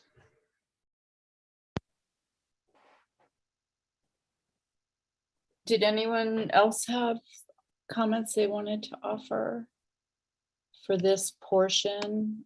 From my perspective, I thought Dr. Englehart's points were really interesting, and they were not in the level of detail that I would otherwise have been able to consider, especially for lithium and vanadium. They're two elements that I'm not overly familiar with. And in particular, Dr. Engelhardt, I wanted to ask you about the lithium comments that you made, and then kind of my own digestion of the information that was presented in the CCL5 supporting documentation. You said that it's a naturally occurring, but it's also used as a pharmaceutical. And so according to the technical documentation, it looked like the levels that were considered in the scoring came from assessment in the mid-80s. And what I'm curious about is that obviously I think the concentration in the earth probably hasn't changed since the mid-80s, but my naive impression of how much it is a drug that's currently used as a pharmaceutical is that it's maybe decreased. And so I'm just curious if you think the occurrence in a finished water would have changed since the mid-80s. I also noted there was quite a range of values presented in the unscored portion. And for those of you who are following along at home, let's see, I'm looking at the technical support document pages. I don't have the page up, but it's the one that has the tables with the health effects data and then the occurrence data listed separately. Oh, thank you, Dr. Hernandez Ruiz. Just pasted it in. So what I noticed for the lithium in particular, let me just see if I can pull it up, sorry.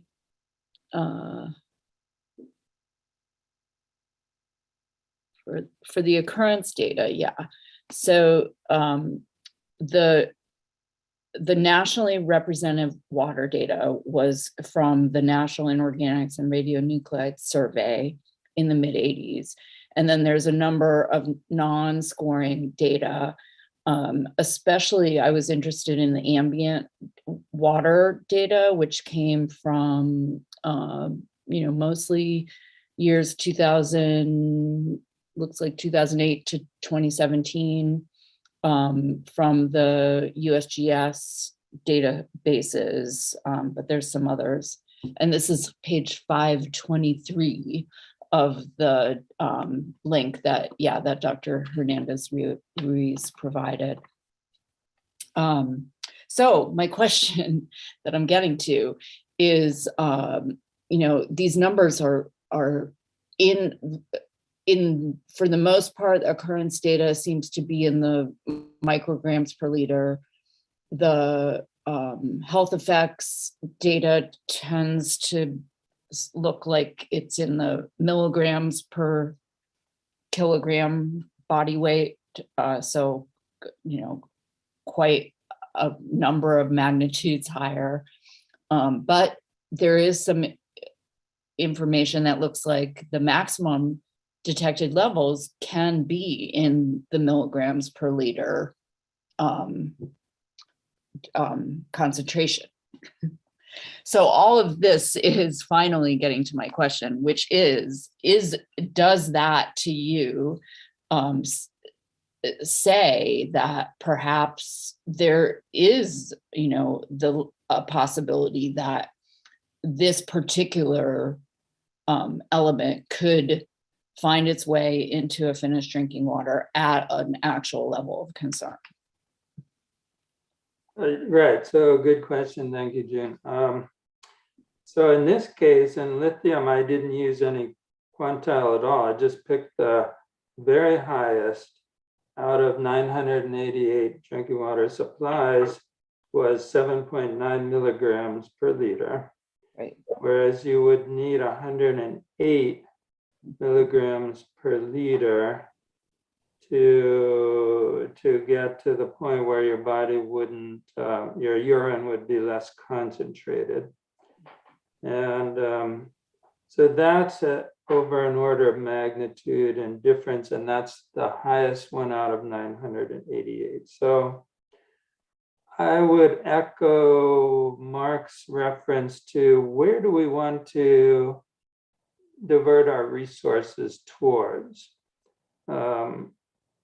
So my answer would be no, I wouldn't divert resources towards lithium. Could it ever occur?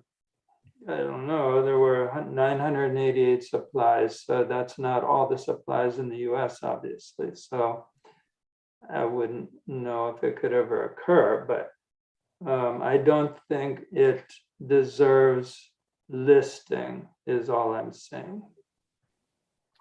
Yeah, I appreciate that. Thank you so much for raising this. It's really helped me to frame the way I look at these tables that are included in the technical support. And again, just reiterating, I think what we all would agree that EPA staff has done a remarkable job of collecting the available information and presenting it in a really organized way that is accessible and understandable. It's a lot of information. So thank you. June, I have one more comment. Maybe I could make here, or maybe I could make it in the next segment. But, you know, we're continuing to produce more and more chemicals, particularly organic chemicals. And, you know, actually the Gibbs free energy of any chemical that has a zero concentration in our environment has a Gibbs free energy of 0, which means there's an infinite driving force for it to be created at some point in the history of time. So all I'm saying is that we're not going to go back in time. We're always, new chemicals will always be formulated, they'll be produced, they'll go into commercial production. And so my feeling is we need to have ways to reverse this because they'll just keep accumulating. And so that's why I think what we're doing here is very important. The list is going to continue to get longer. So we need to be careful of what we put on there. Thank you. And that provides kind of a nice segue to the charge question 4 for this chemical part, which is there something that we should be, that isn't on there that should be? So I'll just read the question for formality's sake. Based on your expertise and experience, are there any contaminants which are not currently on the draft CCL5 that should be listed? And please provide peer-reviewed information or data to support your conclusion. And for this one, again, we'll move through the lead discussants in alphabetical last name order, and then the people who did offer comments as well. So we'll start with Dr. Aslan.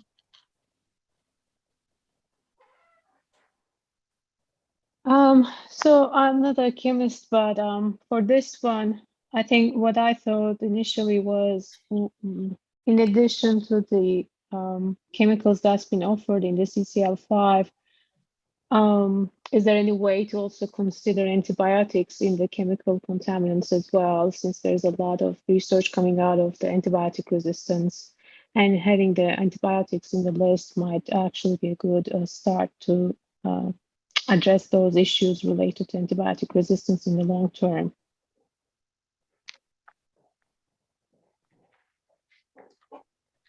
Okay, great, thank you. And Dr. Engelhardt. Yeah, so I would agree with Asli that antibiotics should be definitely considered. They're used so ubiquitously in agriculture and everything. So I think we should look at that.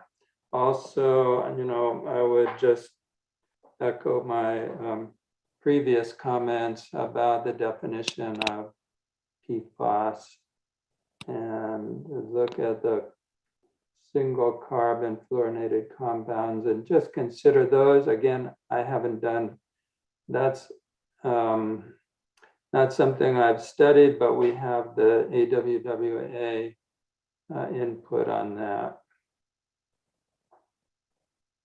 And they're the ones that would have to manage these things in drinking water. Thank you. Thank you. And Dr. Le Chevalier, would you like to wait until Dr. Page? Well, my comments are on microbes anyway, so we're going to do that today, or was that pushed off to Friday? We've crossed over a little bit. I think we'll officially go through this this process on Friday. So yeah, so why don't you hold off in that case? Yeah.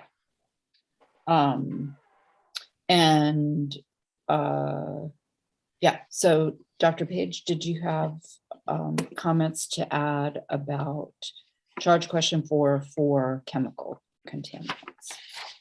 I think just reiterating what's been brought up of making sure that the definition of PFAS encompasses all of the compounds that it should, because as it's currently written, I don't think it does. Thank you. And there were 3 of you who also submitted responses to charge question 4. So if you'd like to provide a synopsis of your remarks, that was Dr. Hernandez Ruiz.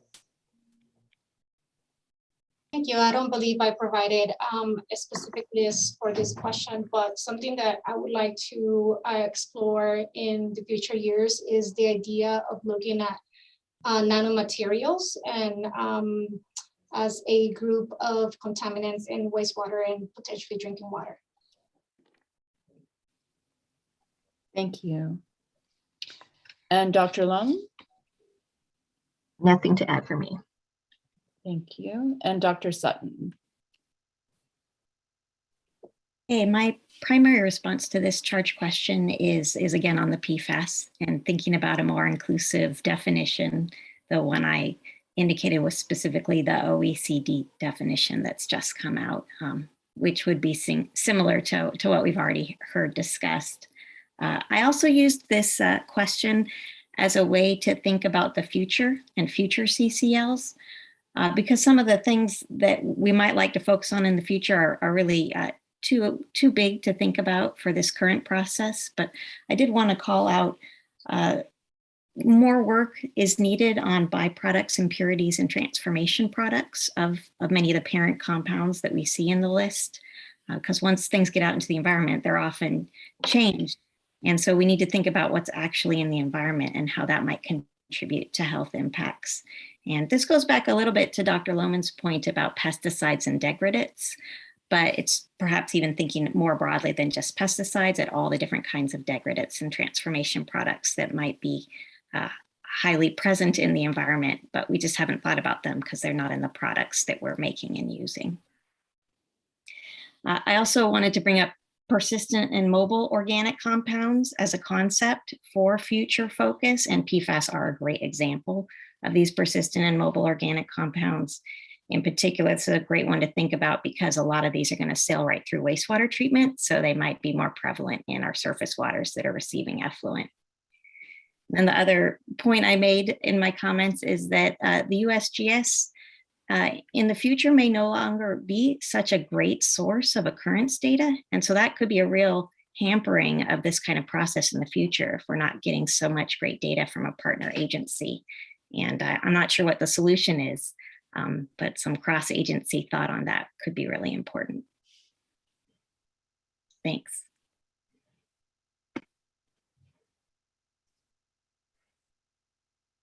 There we go. Thank you very much. And yeah, we have a few hands. So let's see. Let's start with Dr. Lohman. A comment that I probably should have made and I forgot was we discussed at length now the definition of PFAS and what's included or not.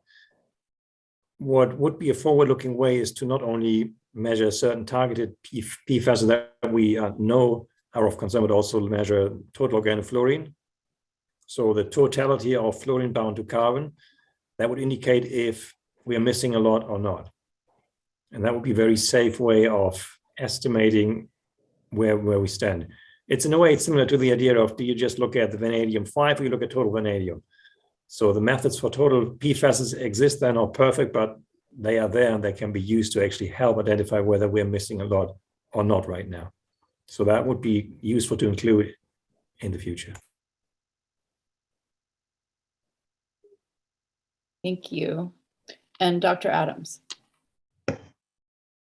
Yes, thank you.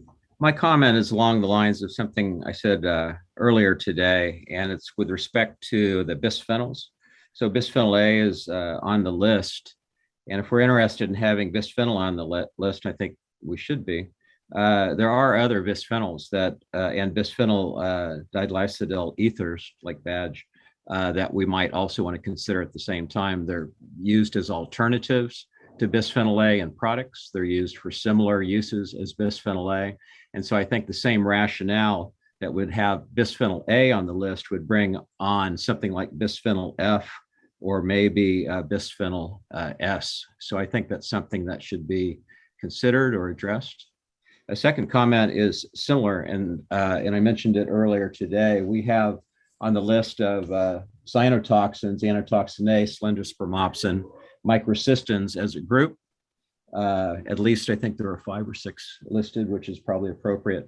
And then saxitoxin. But with respect to saxitoxin, there's occurrence reported in the literature for DC saxitoxin and GTX2 and GTX3, and they have toxicities of about 51%, maybe 38%, and 63% that of saxitoxin itself. So it's less, but it's still significant, especially if the occurrence is greater, the concentrations are greater. So I would encourage us to think about, or think it would be reasonable to include not just saxitoxin, but 2 or 3 of these others. Those are my key questions or key comments. Great, thank you. Dr. Engelhardt? Yeah, so just a couple of follow-up comments on antibiotics. You know, those are applied widely over large areas in rangeland to control, you know, infections in cattle, for example. And so that could be ending up in our water and therefore ending up in the treatment. Now, one thing about that wouldn't occur if we go to direct potable reuse, especially 100% direct potable, which we call net zero water treatment, which I support. But I think, well, actually it would, because we use antibiotics in our homes. So we would have to look at that and how it would affect the microbiology of the water. Also, with regard to microplastics, it was mentioned nanomaterials. Yeah. What about microplastics as we look to the future?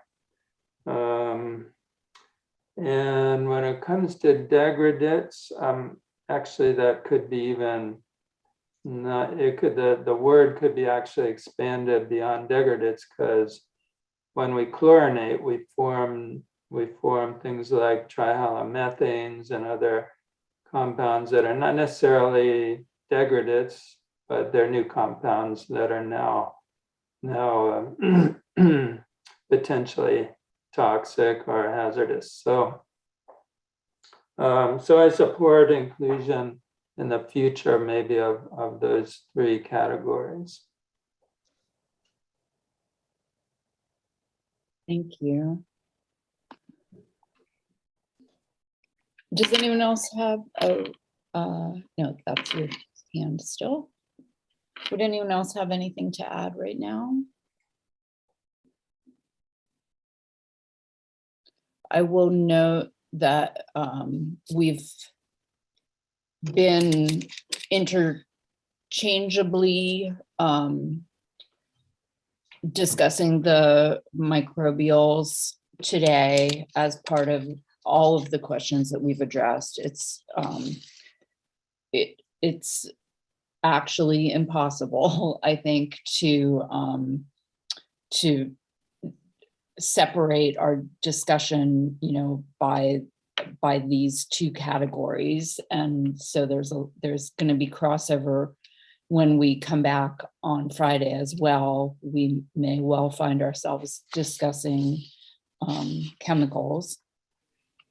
We will be concluding today after this productive discussion, and on Friday we'll pick up again with going formally through this process of calling on the lead discussants and those who've offered comments for charge questions 3 and 4 for the microbials. And in between now and then, we'll all have a chance to digest the information that we've gotten today. And there's been a lot of great commentary that I think we'll all benefit from having a chance to think on it a little bit and come back for another rich discussion on Friday. So I'll also remind you, let's see, that on Friday's agenda, there is time for public comments. And there's also an opportunity at that point for EPA to provide any clarifying remarks for the committee, and available to answer any questions that we may have for them then as well. So if there are no further questions, I'll go ahead and turn it back to Carolyn, to recess the meeting until Friday. Great. Thank you so much, June, for leading such a successful meeting today and for, of course, chairing the committee. And thank you to the entire committee for your thoughtful responses and deliberations. It's been great to listen to everything that you've had to discuss today. I want to offer a moment if anyone has administrative questions for me before I recess until Friday. Friday, I will go over in more details next steps following these 2 days of meetings that we have this week.